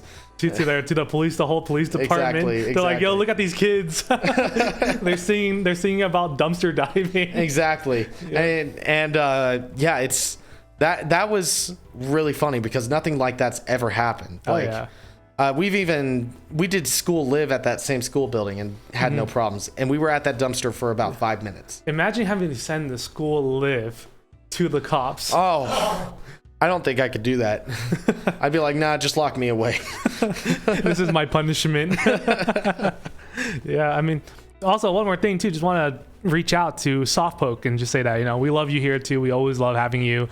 Either it be on this stream, if we see you on, Taylor's, Sheep's, Ash's, all the love. And not only that, but all the love to everyone who is part of the community. And just, if you're going through something rough, kind of glad that each one of us can hopefully do something to brighten up your day. Because like I said, like Duff did to me, like what Sheepwave did to me, what Tizzy did to me, Taylor, Ash, they helped me through a lot too. And that's pretty much, I'm thankful for that. And it's what you, Tizzy, Ash, Taylor do for me all the time as well. Even just the Bryce community as well. Like you guys always help lift my spirits. Thankfully I'm not at my lows anymore, but like, even during like the hard days and anything like that, you guys are always there. So I really appreciate that. Yeah, all the love to the community and everyone that comes up too. Cause absolutely. All of your just pretty much all your support on everyone's channel and everything. I'll be honest, I wouldn't have had the thought of doing this podcast and coming here to Utah for a live version of it. Yeah. But it was that little bit of a push. It was that push and everything, and it was the support from the community. So I have just all my thanks to everyone and the community, all my friends, and even some family. I was scared of telling my parents about the podcast. Yeah. But then when I told my mom and them, and they're like, "Oh, that's it? That's what you've been doing in your room every Saturday night?" And I was like, "Yeah." And they're like, "Okay." All right. All right. And like, last podcast, if you guys are curious about it, I had the cat ears on and my mom walked into my room while I was towards the end of my podcast. I had to, if you ever saw me in that video towards the end, you would see me shooing something out of the way. That was my mom, and she was laughing her butt off seeing me with the cat ears on. This was like you would see me just like shooing. I had to mute my mic for a little bit too, and I had to say like, Mom, go away, Mom. Oh, Mom, we have the away. cat ears here. How did you had to tell them that? Because I had to tell them that. Bryce, would you mind? You need some. I need some milk. Yeah, they're right there. Yeah. You gotta actually they're clips. clip them. There you go. There we I go. bequeath unto you Is your that- birthright. Oh, I think. Oh, they're nice and soft too. Wow. You know what? Sometimes you just make mistakes in your life, and you just question yourself. Like what? I hate my life. Look. I'm gonna end the podcast here. I don't want to be here anymore. I'm gonna request for an early plane ticket home. You can not do that. I hate you. I hate this. You don't have to wear them the whole time, but we got a good look Well, yeah, at you. maybe you should put the wig on too now, Dove. No, I don't need to put the wig on. You should put the wig on. I'm not putting the wig If on. I had the cat ears on, you need the wig on. Take the cat ears off. I already have them on. I don't have the wig on, so just take them off. Put the wig on. Nope. How fast? 1 point? Are you kidding me? No, we're not doing this. This is What? becoming Taylor Stream 2.0. Yeah, put them on. Wait. Who are you guys saying? Put the cat ears on or? I think they're a little delayed because we've had yeah. some buffering No. issues. Oh no, dude, I hate. Oh no. Yeah, see, you're putting them on right now. I hate. Yeah, I hate we're a it. little behind. You know what? This is for you guys. It shows how much. It shows to a point where it's no longer the streamer that's in control. Oh Of, no, the of the streamer has no control Yeah, over their stream it's the now. mods in the chat that has control of the stream and the guest.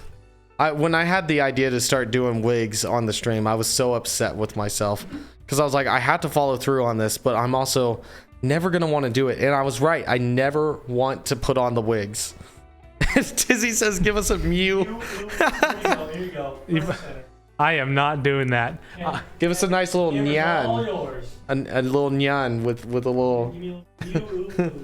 Give me a second. Okay, I'm good. Sorry if I piqued anyone's ears. But that wasn't a mew.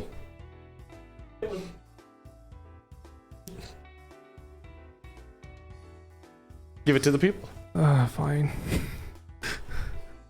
Mew ooh woo. Clip it. I hate Clip it. I Clip hate my it. life. I hate my life. See, here's the thing. See, sometimes now I feel like I need to shave my head because it's my hair. I can does do that this. for you. We can send you back to California bald. I already got you. Big and ears. Well, So they desperately want No. you to put a wig. I don't want to wear the wig. well, the chat. This said will it. no longer be comfy Put for the me. wig and the ears on, slap the You wig think on. I'm comfy? This will be the uncomfy podcast. You think I'm comfy with the cat ears on? They were pretty soft. Very That's just warm. The clips are not soft. Hey, listen, this is kind of my revenge for you getting me to say the blanky wanky thing. What? Can you say the whole thing? No, What was you see the beginning part? You Can't forgot say the it. beginning part. I can't say it. There's no reason for me to say it. Yep. It's the same concept. It's crazy. At this point, it's become the concept of Tizzy's a furry. Tizzy's a furry. Put the wig on, Duff. Put the wig on.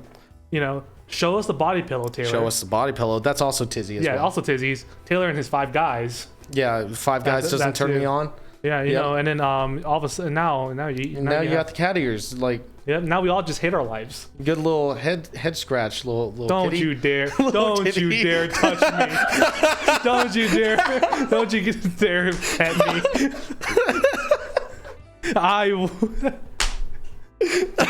Don't do it. I won't. Oh gosh. Okay, fine. I will grab the wig. Yes, grab the wig on. Grab the wig. Yeah, let's go. Oh man. Yes, sir. Wait, there's a black hair underneath the Yeah. Itadori hair. It is. Yeah, it's Itadori. Yep. Ah. You. How could you do this? The laugh track? How dare you? It's all great. It's all fun. It's all fun and games. It's all fun and games. I'm looking at your questions. It's just sheep in the law. Why? Yeah. Why? Well, I already explained why. You did. Okay. Another question that goes towards we'll say School Live. How long did it take you to edit that? And how much did it hurt editing that? School Live took me like a few days to edit. It wasn't super long, but it was, we didn't get enough footage. So I had to download a lot of scenes, record a lot of scenes from the anime.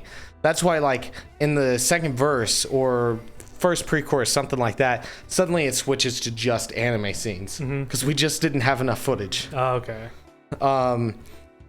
Yeah, I think that's the big regret is I wish I could have done it with more live action scenes, but at the same time, I wish, in a way, I had never done it at all. But look what happened. You guys popped off, dude. Yeah, it was a big poggers moment. Yeah, look where I'm at. Yeah, I'm wearing this stupid wig. You're wearing a stupid wig. Look at my head. It's not a wig. It's beautiful, cute cat ears. Don't patronize me like this. What's your cat name, huh? I no longer want to be here, man. I'm being bullied on my own podcast. I want to give you a little scritch behind the ears. You better. I swear, I'm gonna walk out. If the moment I'm walking out the podcast. It's yours to run after this. Hello, I am now Fang Li. Welcome to the podcast.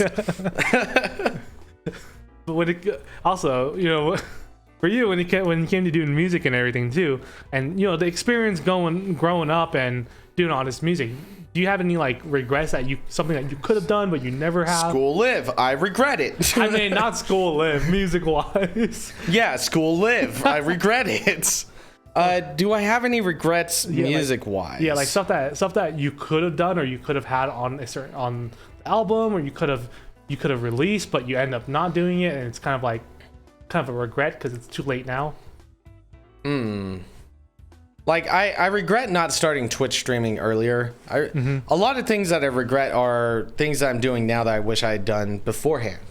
Things that I wish I had gotten to start earlier if I had been a little bit more courageous to actually do them.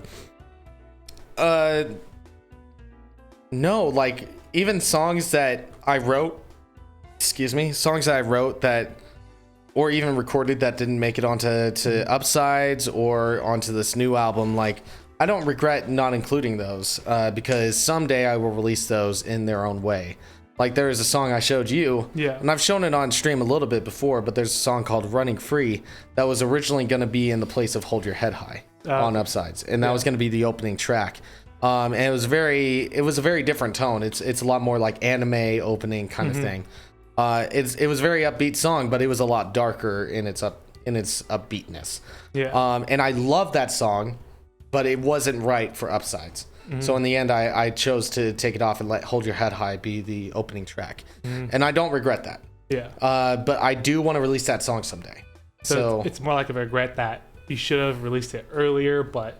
I mean, you still have the chance to release it now, but with changes to it, right? And it gives me time to build up a whole B-sides album because now I've got a few songs from Upsides that didn't make the cut.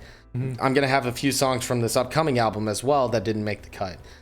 So I can release a whole album of those songs, and it's the songs that could have been, and they are there in some way. Yeah. But they didn't make those full albums. So you would have the Upsides album, but now you'll have the Downsides.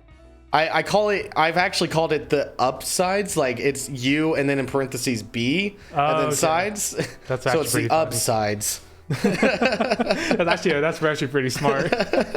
So that, like, I've been holding on to that name. That's probably what I'm going to call it when I release it. That'd be pretty cool. Yeah. And we're able to see all like the stuff that should have came out, but then just didn't hit the cut for the for the original album. Because there was like a nice acoustic kind of lovey-dovey song that I wrote that didn't make the cut because it didn't fit the message. But I'm really happy with that song. I really enjoyed it.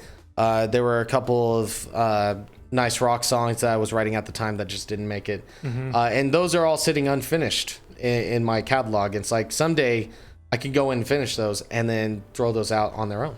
Yeah. What's up, Bryce? Yeah. Louder. You wanted to pitch. I want to talk about. You were just asking, what was that like? Talking about England? Yeah, what it was like. Yeah. Okay. Yeah, I can talk about England a little bit.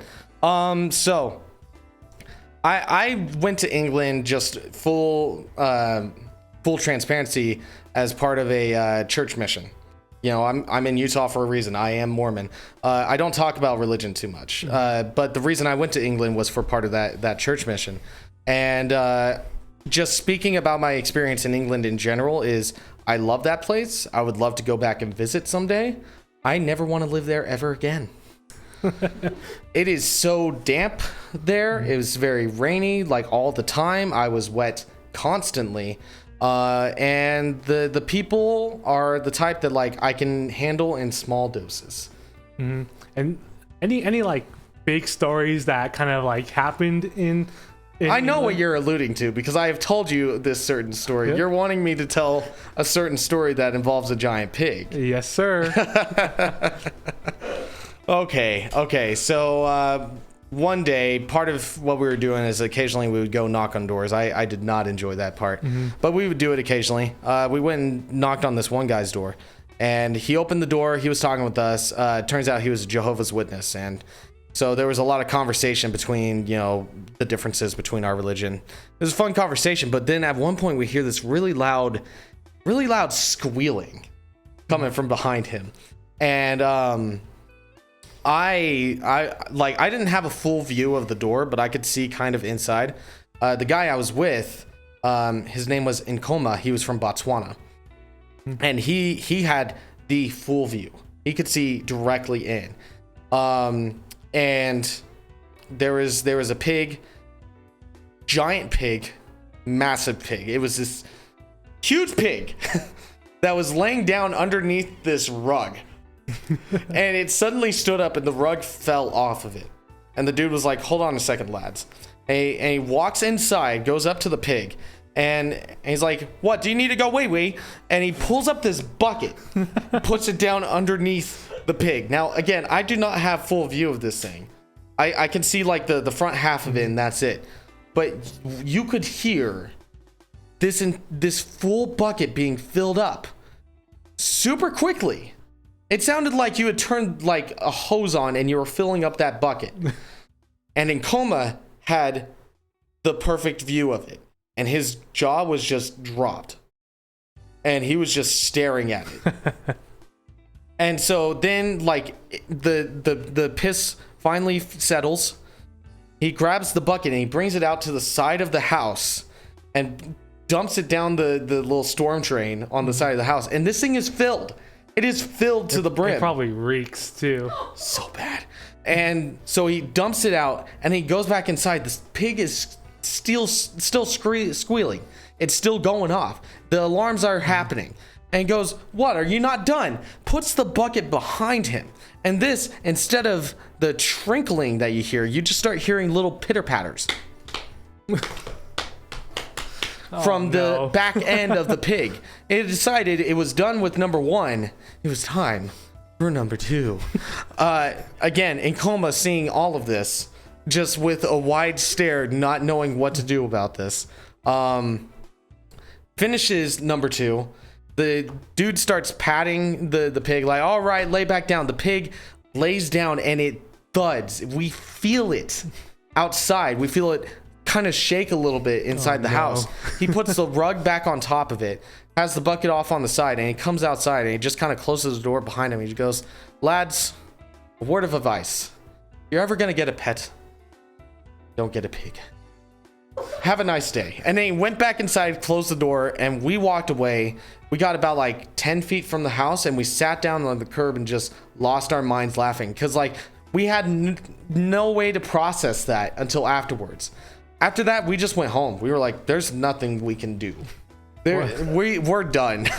We have seen enough for one night, one day. It scarred us, like, but it was so freaking funny. It's just like a, in a way, kind of like a, you would never expect something like that to happen, right? In a way, like I couldn't have made that story up unless it's on a farm and there's pigs around. No, it was in a normal English village neighborhood.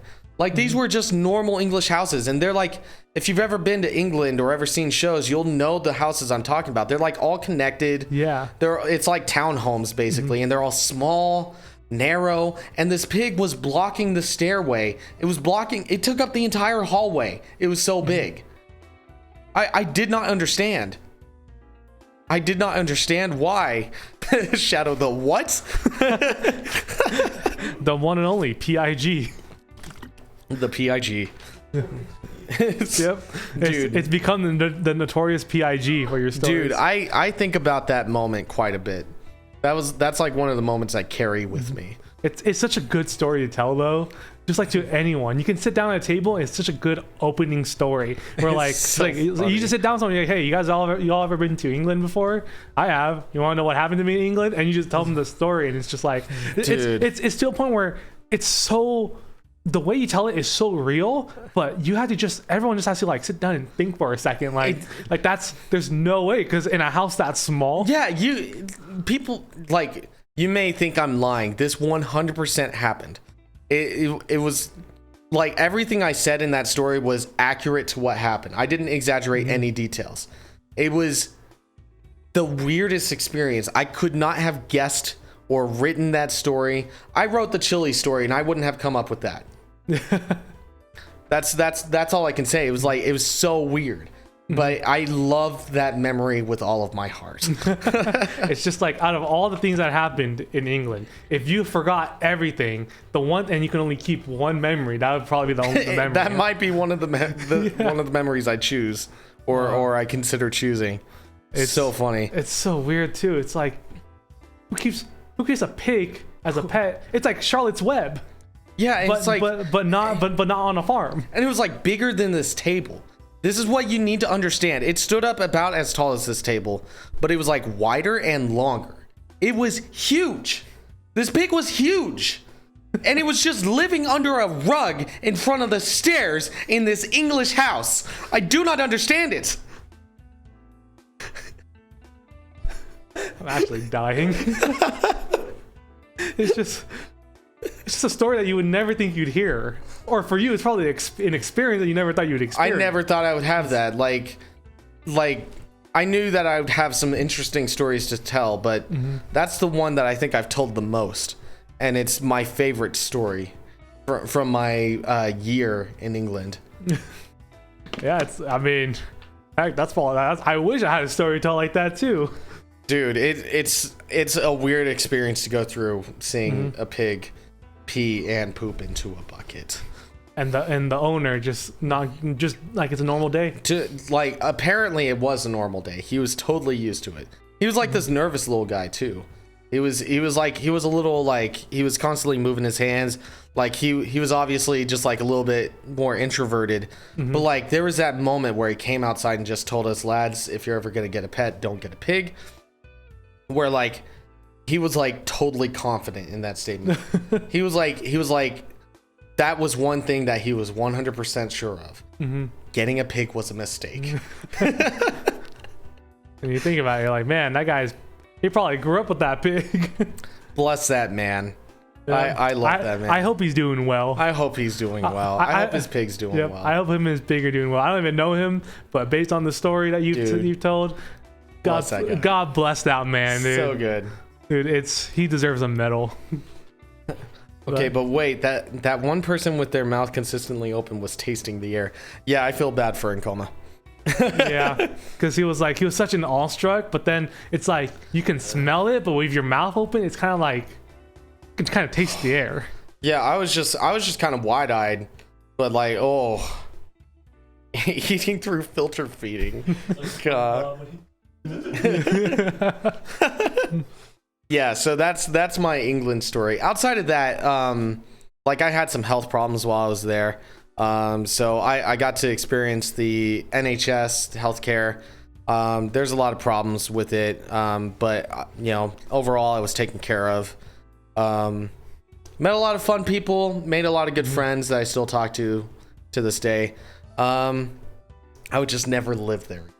Yeah, it's a fun place to visit, but not to live. Yeah, and I would love to go back and visit someday and take some people with me. Oh yeah. But I would just never choose to live in England. Well, I guess England isn't your city. England is not my city. That got Bryce pretty good. That's a throwback. Yeah, you know, I mean, speaking of Bryce and everything too, I know you and Bryce known each other for such a long time. Yeah. When did you guys grew up with each other at that point? Yeah. Me and Bryce grew up around each other pretty early on, back when we were like early teens. I don't know. When did you move to Texas, Bryce? I was 10. You were 10 when you moved? 10, Yeah. So when I was around 11 or 12, that's when I was really first exposed to this being known as Bryce. And well, we're not going to talk about that. Just kidding. Oh, Bryce, if you want, you can pull up. Come pull up the chair. So the chat can see you and hear you. Pull up. Yeah. Applaud myself. You're gonna applaud yourself? That's cringe. I'm applauding Bryce. Yeah. Okay. Yeah. Perfect. Hello, this is Bryce. He's been controlling the cameras. Thank you so much, Bryce, for being our camera and chat guy. Yeah. Oh, Bryce. That's our Bryce. Oh, that's Bryce for you. That's Bryce. So,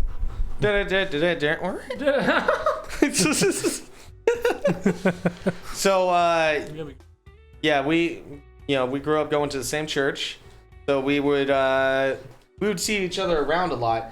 I hated him. Yeah.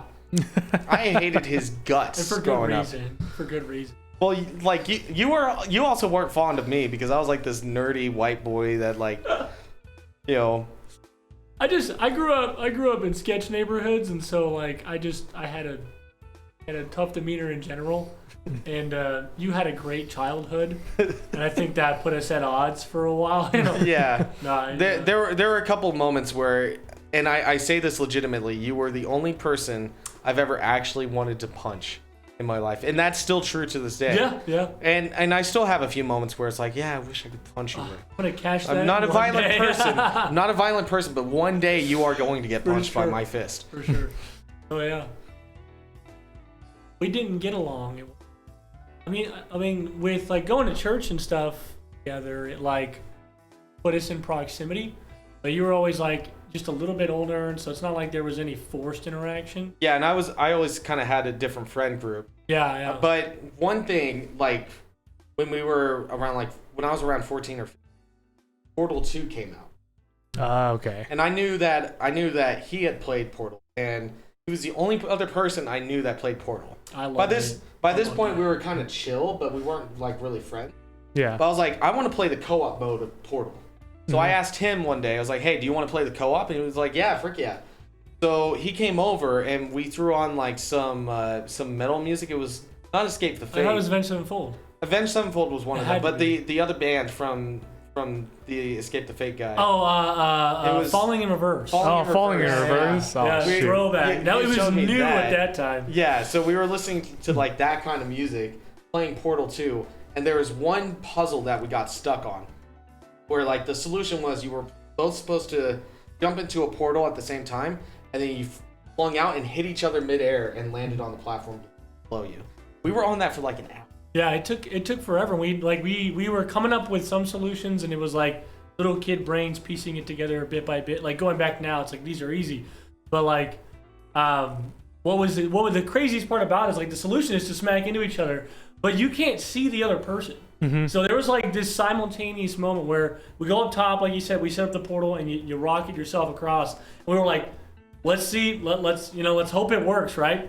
And we chuck ourselves out and you can't see the other person on screen. And we're like, oh, we're gonna go too far. And boom, smack right into each other and fall. And we both were like, I'm like 10 feet in front of him on the floor. I turn around and I'm like, and like we both were freaking out. Like we went over, high-fived, hugged each other. Like that was the moment where it was like, this is my bro.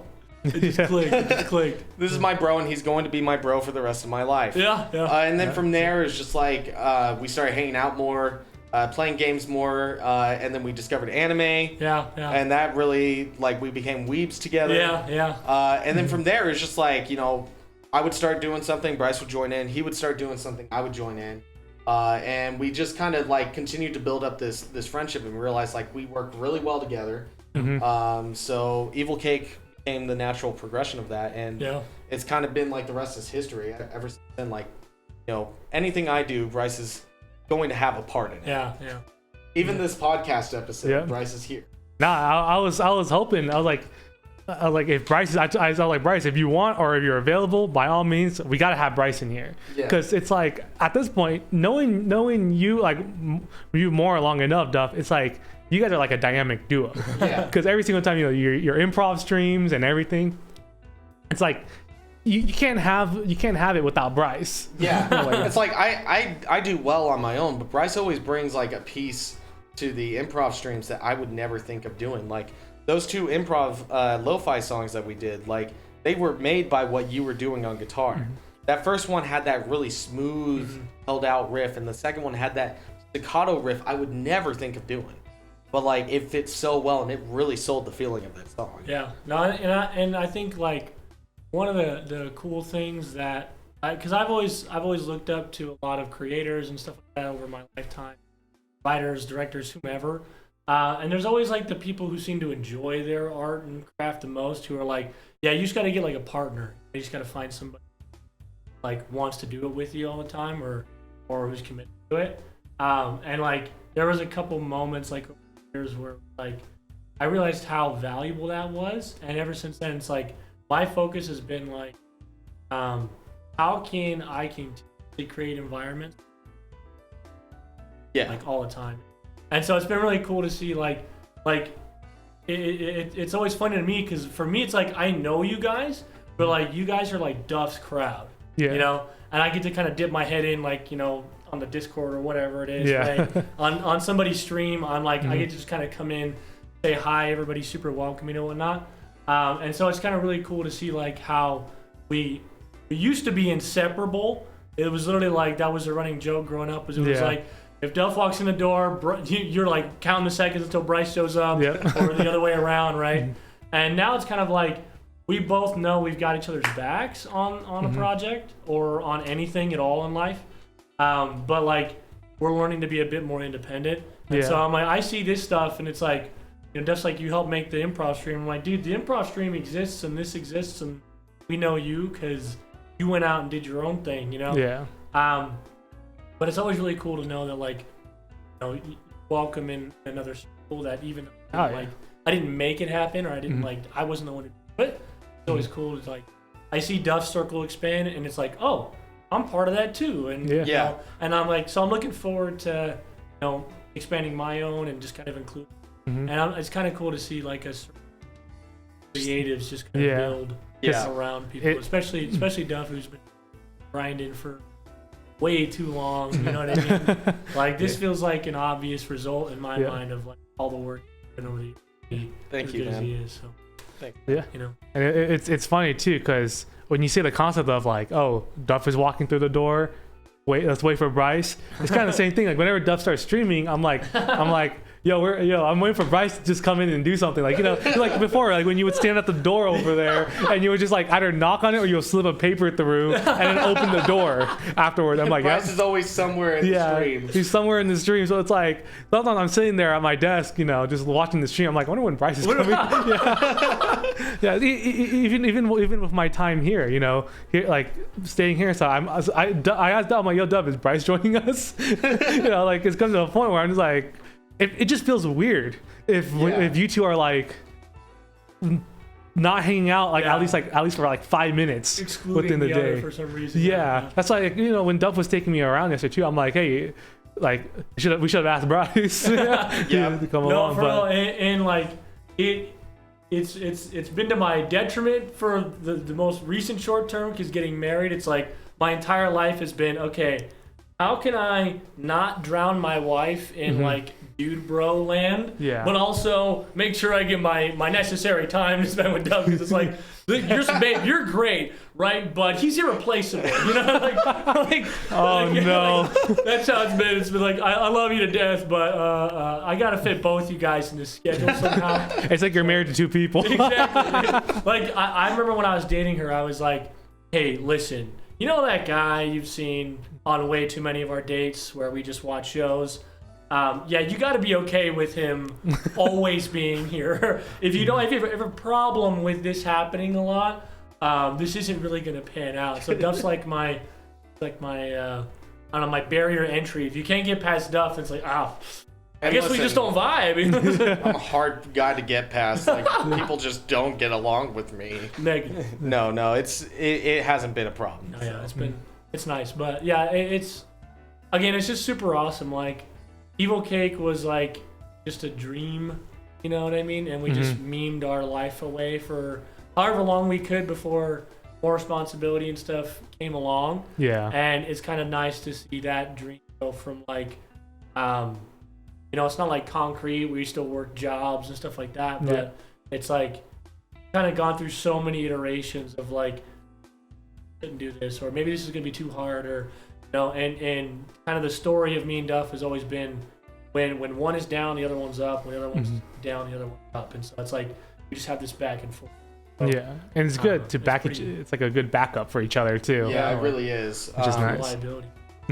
Yeah, it's been really good, and it's like to this day I think about how are we going to make Evil Cake come back? 'Cause I believe someday it will be back. Yeah, and it's gonna be with school. Yes, sir. Let's go. Don't give false School hope. Live Part 2, baby. Let's go. See my random date I dropped in the chat earlier. We were talking about. I just went September 2022. Why would you? Nobody You hear that? I was like, I'm buying a plane ticket back to Utah. Tizzy better buy a plane ticket to Utah. Ash and Taylor better be there. You better hit up your friends. Listen. We're filming at that same school. I have removed all shame. We're going back, but like, School Live 2 can't happen until we do something else that I've been dying to do for. So I'm like, for me, it's like once that happens, I'm game for it. Until then, School Live 2 is on pause, and that's like my that's like my requirement there. Yeah, that's my checklist. You get that thing out of the way. It's the live action JoJo's Bizarre Adventures. Yada yada does it. The thing is, like, me and Bryce have been writing for future projects. Like, we have things written for things that we will make 10, 15 years from now. 25. Like, there's one we're holding on. It's like when we're 50. That's when we'll finally have all the means to make this one thing happen. It's like it's this long con towards something way super down. long con that no one's prepared for and no one asked for. And both of us want it to happen so badly. I don't manifest much in my life that doesn't get me to that end goal. It's legitimately like everything I do now, I do with the end goal of like we're making that. Yeah. And am I allowed to just drop one part of the name? Just the name. Oh yeah. Do we want to drop the part of the name? Are we dropping the whole name? I don't think we should drop the whole name. Just our boy? Just our boy. Should we say the name together? His name is Jerry. The poor. Nope, that's it. That's all. The poor. Wow. The poor. The screen. No, the stream just Jerry.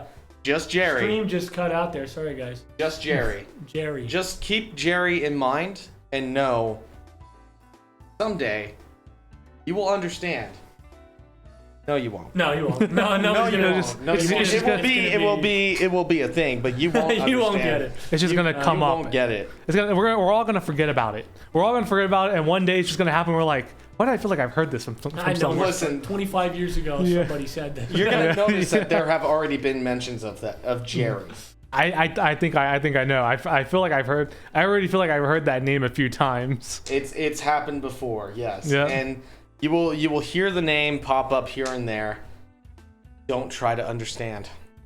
It just makes it harder. It just you cannot even fathom what Jerry means. Mm-hmm. It's so important. Yeah.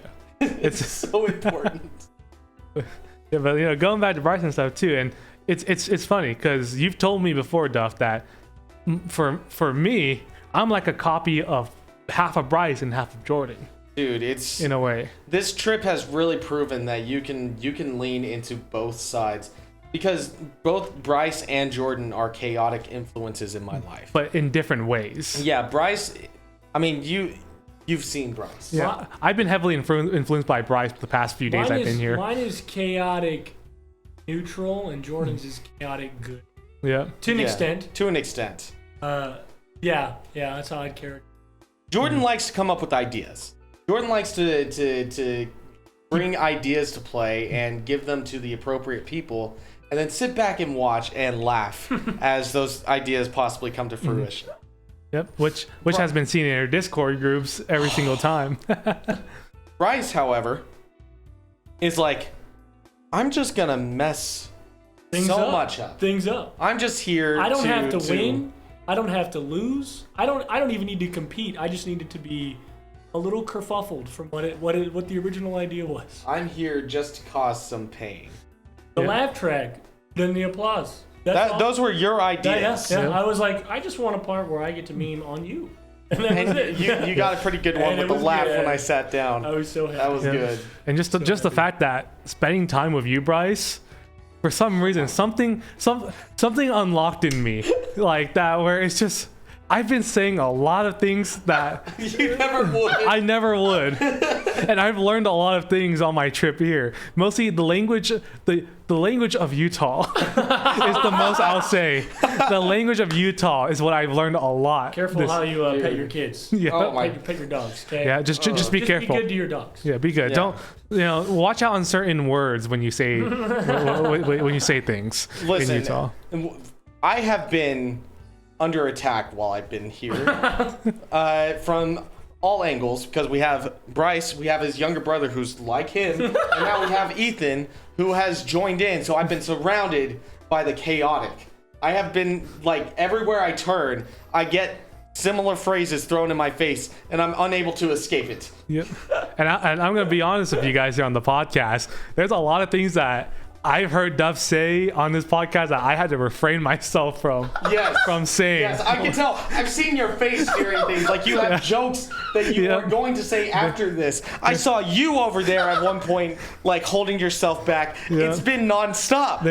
Because, I mean, whoever's in our Discord group, you know the kind of jokes I make. All I can say now is that Bryce and his brother has armed me with too much now. So when I come back, or when I end up on the when I come back on the voice chat, I mean, it's worse than that, Tizzy. It's no longer these nuts. Yeah, it's no longer it's no longer these nuts. No, we've elevated in that. Your face. We've elevated that. Oh, jeez.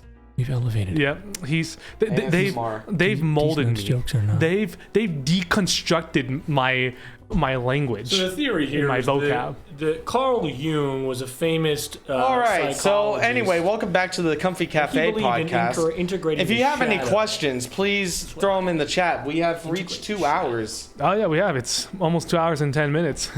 Yeah. Also, Bryce, thank you so much for being here. Give yourself some applause. Yeah, dude. Yeah, there we go.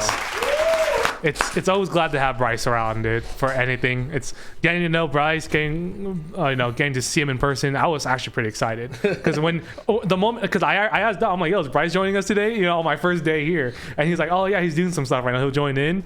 The first impression I get of Bryce when he comes in is just yada yada does it, like from the like, we're in the basement watching videos, and all I hear from upstairs is a yada yada does it, and I'm like, oh, yep, and that's like Bryce. you had forgotten. You thought I picked up Jordan from the airport, so you just said that, and then you went, oh wait, it's Ethan, and then you came running downstairs. Yeah. It was just the funniest interaction. The thing is, like, you've seen how he answers the phone. Yeah. Every time he calls or I call him, it's just watashi wa, or just making some random noise or talking in some random accent for the entire call.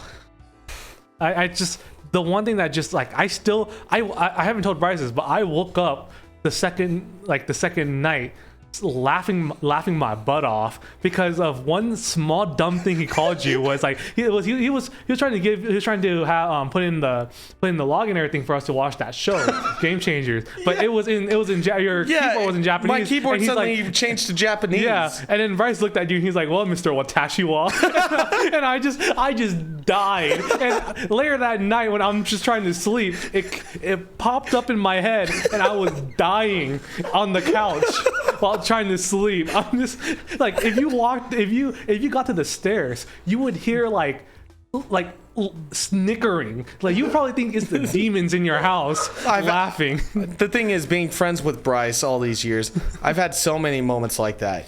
But along a similar topic, I would like to also just embarrass Bryce a little bit. He's probably not going to get embarrassed. Yeah, you're probably not going to get embarrassed, but I am going to throw you under the bus here. So shameless. So, Mr. Bryce over here sleep talks. And this is something... You know exactly where I'm going. Oh yeah. I have two stories I'd like to share about Bryce sleep talking, because they have been very influential in my life. And much like the pig, there's something about them that I just always remember. So the first time I ever got to experience his sleep talking was while we were in Houston. We were staying over at Ash's place. It was shortly after they had gotten married.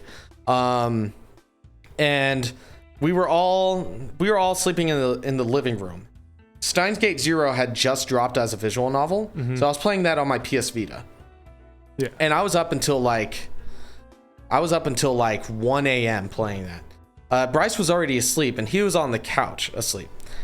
And at one point, I'm just sitting there playing it, and like there's a conversation happening with someone, and out of nowhere, Bryce in full volume says, "Are you having a full conversation with him?" It scared the crap out of me, and I turned and looked, and I went, "What?" No response. I was like, "Bryce, what was that?" And he said, "Are you having a full conversation with him?" I said, "With the guy in the game? Yeah, I guess." And like finally my eyes kind of adjusted to the dark again because I turned away from my bright screen. This dude is passed out. Just like full on just like sleep mode on his pillow. I was like, "Bryce, are you awake?" No answer. Scared the crap out of me. Next day I asked him about it. He thought I was going crazy. The one that sticks out to me the most though, the story of sleep talking that sticks out the most, was when we were recording Event Horizon. And we took 2 weeks off of work to work on this together. So he was sleeping in the same room as me. It was a big room. I had my bed there, but there was also a couch in there. Yeah. So he was sleeping on that couch. And throughout those 2 weeks, there were nights where I'd wake up and he'd be talking in his sleep. And I would normally just yell something or throw a pillow, and he'd stop talking and he'd go back to sleep. I'd go back to sleep. The last night he was there, the night before he was supposed to head back home, I wake up to him singing. And it starts quietly, but then it continues to get louder and louder. I cannot tell you what song it was because I've never heard it, but he was singing something. He was singing the songs of the demons. No more ever has lived the devil's day. After about 30 seconds, I yelled, "Shut up!" And you stopped singing. As I was going to sleep, I figured you had woken up early so you could get all your stuff together and you were going to be leaving soon. But then I fell asleep, and it was like a few hours later that my alarm went off, and I looked over. All your stuff had been was still just strewn across the floor, and you were just passed out. I asked you about it. You have no recollection of it. You full on singing in your sleep. Who does that? What kind of madness is this? He was having the time of his life in his dream. That's what I was doing. Dude, it's like, I didn't think that was possible. But I 100% believe, without any doubt in my mind, that Bryce was not conscious. And he was just singing from his heart. I believe that with all my soul. I was failing my audition. Your audition for The Sound of Music. Hey, Dude. Oh, There's a lot of music to that sound right there that he was doing the night before. He was singing. He was having the time of his life. It was incredible. I was so annoyed during the moment, but afterwards I was just nothing but impressed. And I think about it all the time. If you can sing in your sleep, even though it's non-comprehensible, I snap my fingers to that, sir. He was singing words. He was singing actual words. That's even better. That's why I was like, I didn't think it was sleep talking or anything, because like he was singing lyrics. He was singing an actual song, and I thought he was awake, moving his stuff into a suitcase, and just got too carried away with it.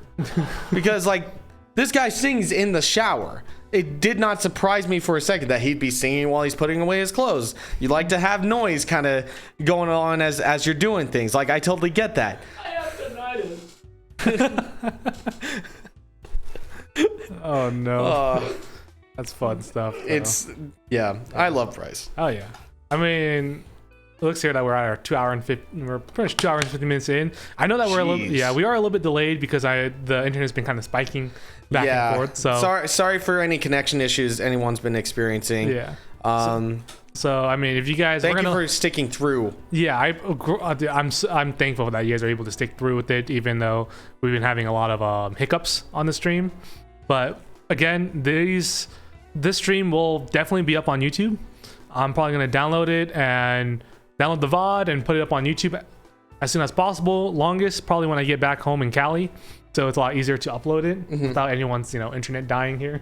Yeah, well, I mean, if you do it tonight, it should be no. Yeah, well, it's up to you, bro. Yeah, we'll probably figure that out, but don't without wanting the stream to go on too long and everything. For you, Duff, or SheepwaveTV, where can we find you?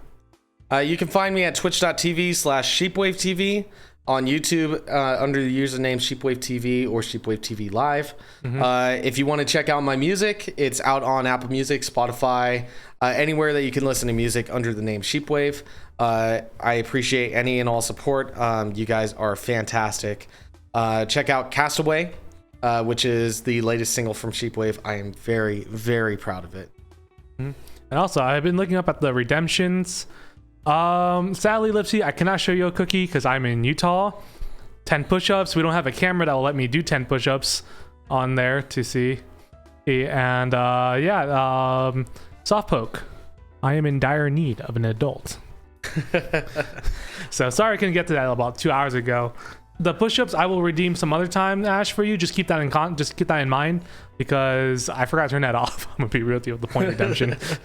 But I appreciate all you guys for coming out. I appreciate Duff for her helping with the setup on all of this. Dude, it's my pleasure. Bryce for coming out and being our guy in the background, the one that does all the transitions and everything. It's thankful for all of that. We're probably gonna let it rock a little bit more just to kind of let the stream catch up. Yeah, in a way. If there's any final questions, please throw them in the chat now. Right now, I'm debating: do I make the announcement of the album name? Is that a good thing to drop right now, Bryce? What are your thinkings?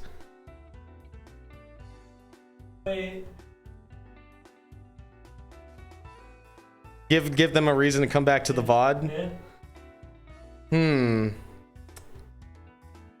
Considering, I don't know. Ethan, what do you think? Should I reveal the name of the album as our kind of final send-off?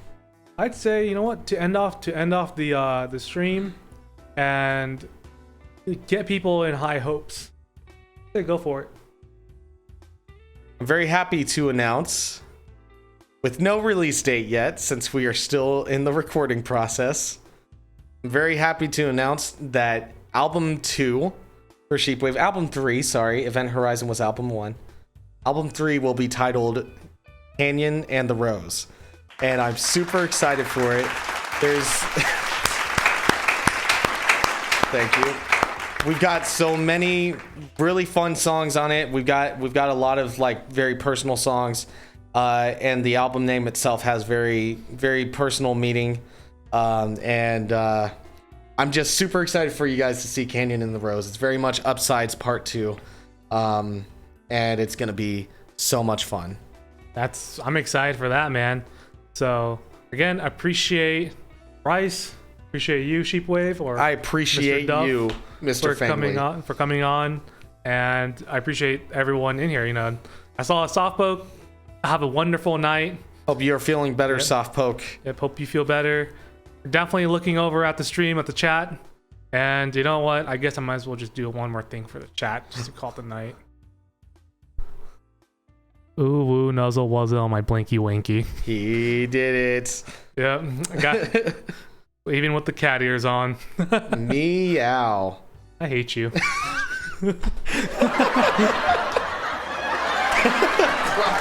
Alright, we're gonna let the stream roll a little bit so you guys can catch up.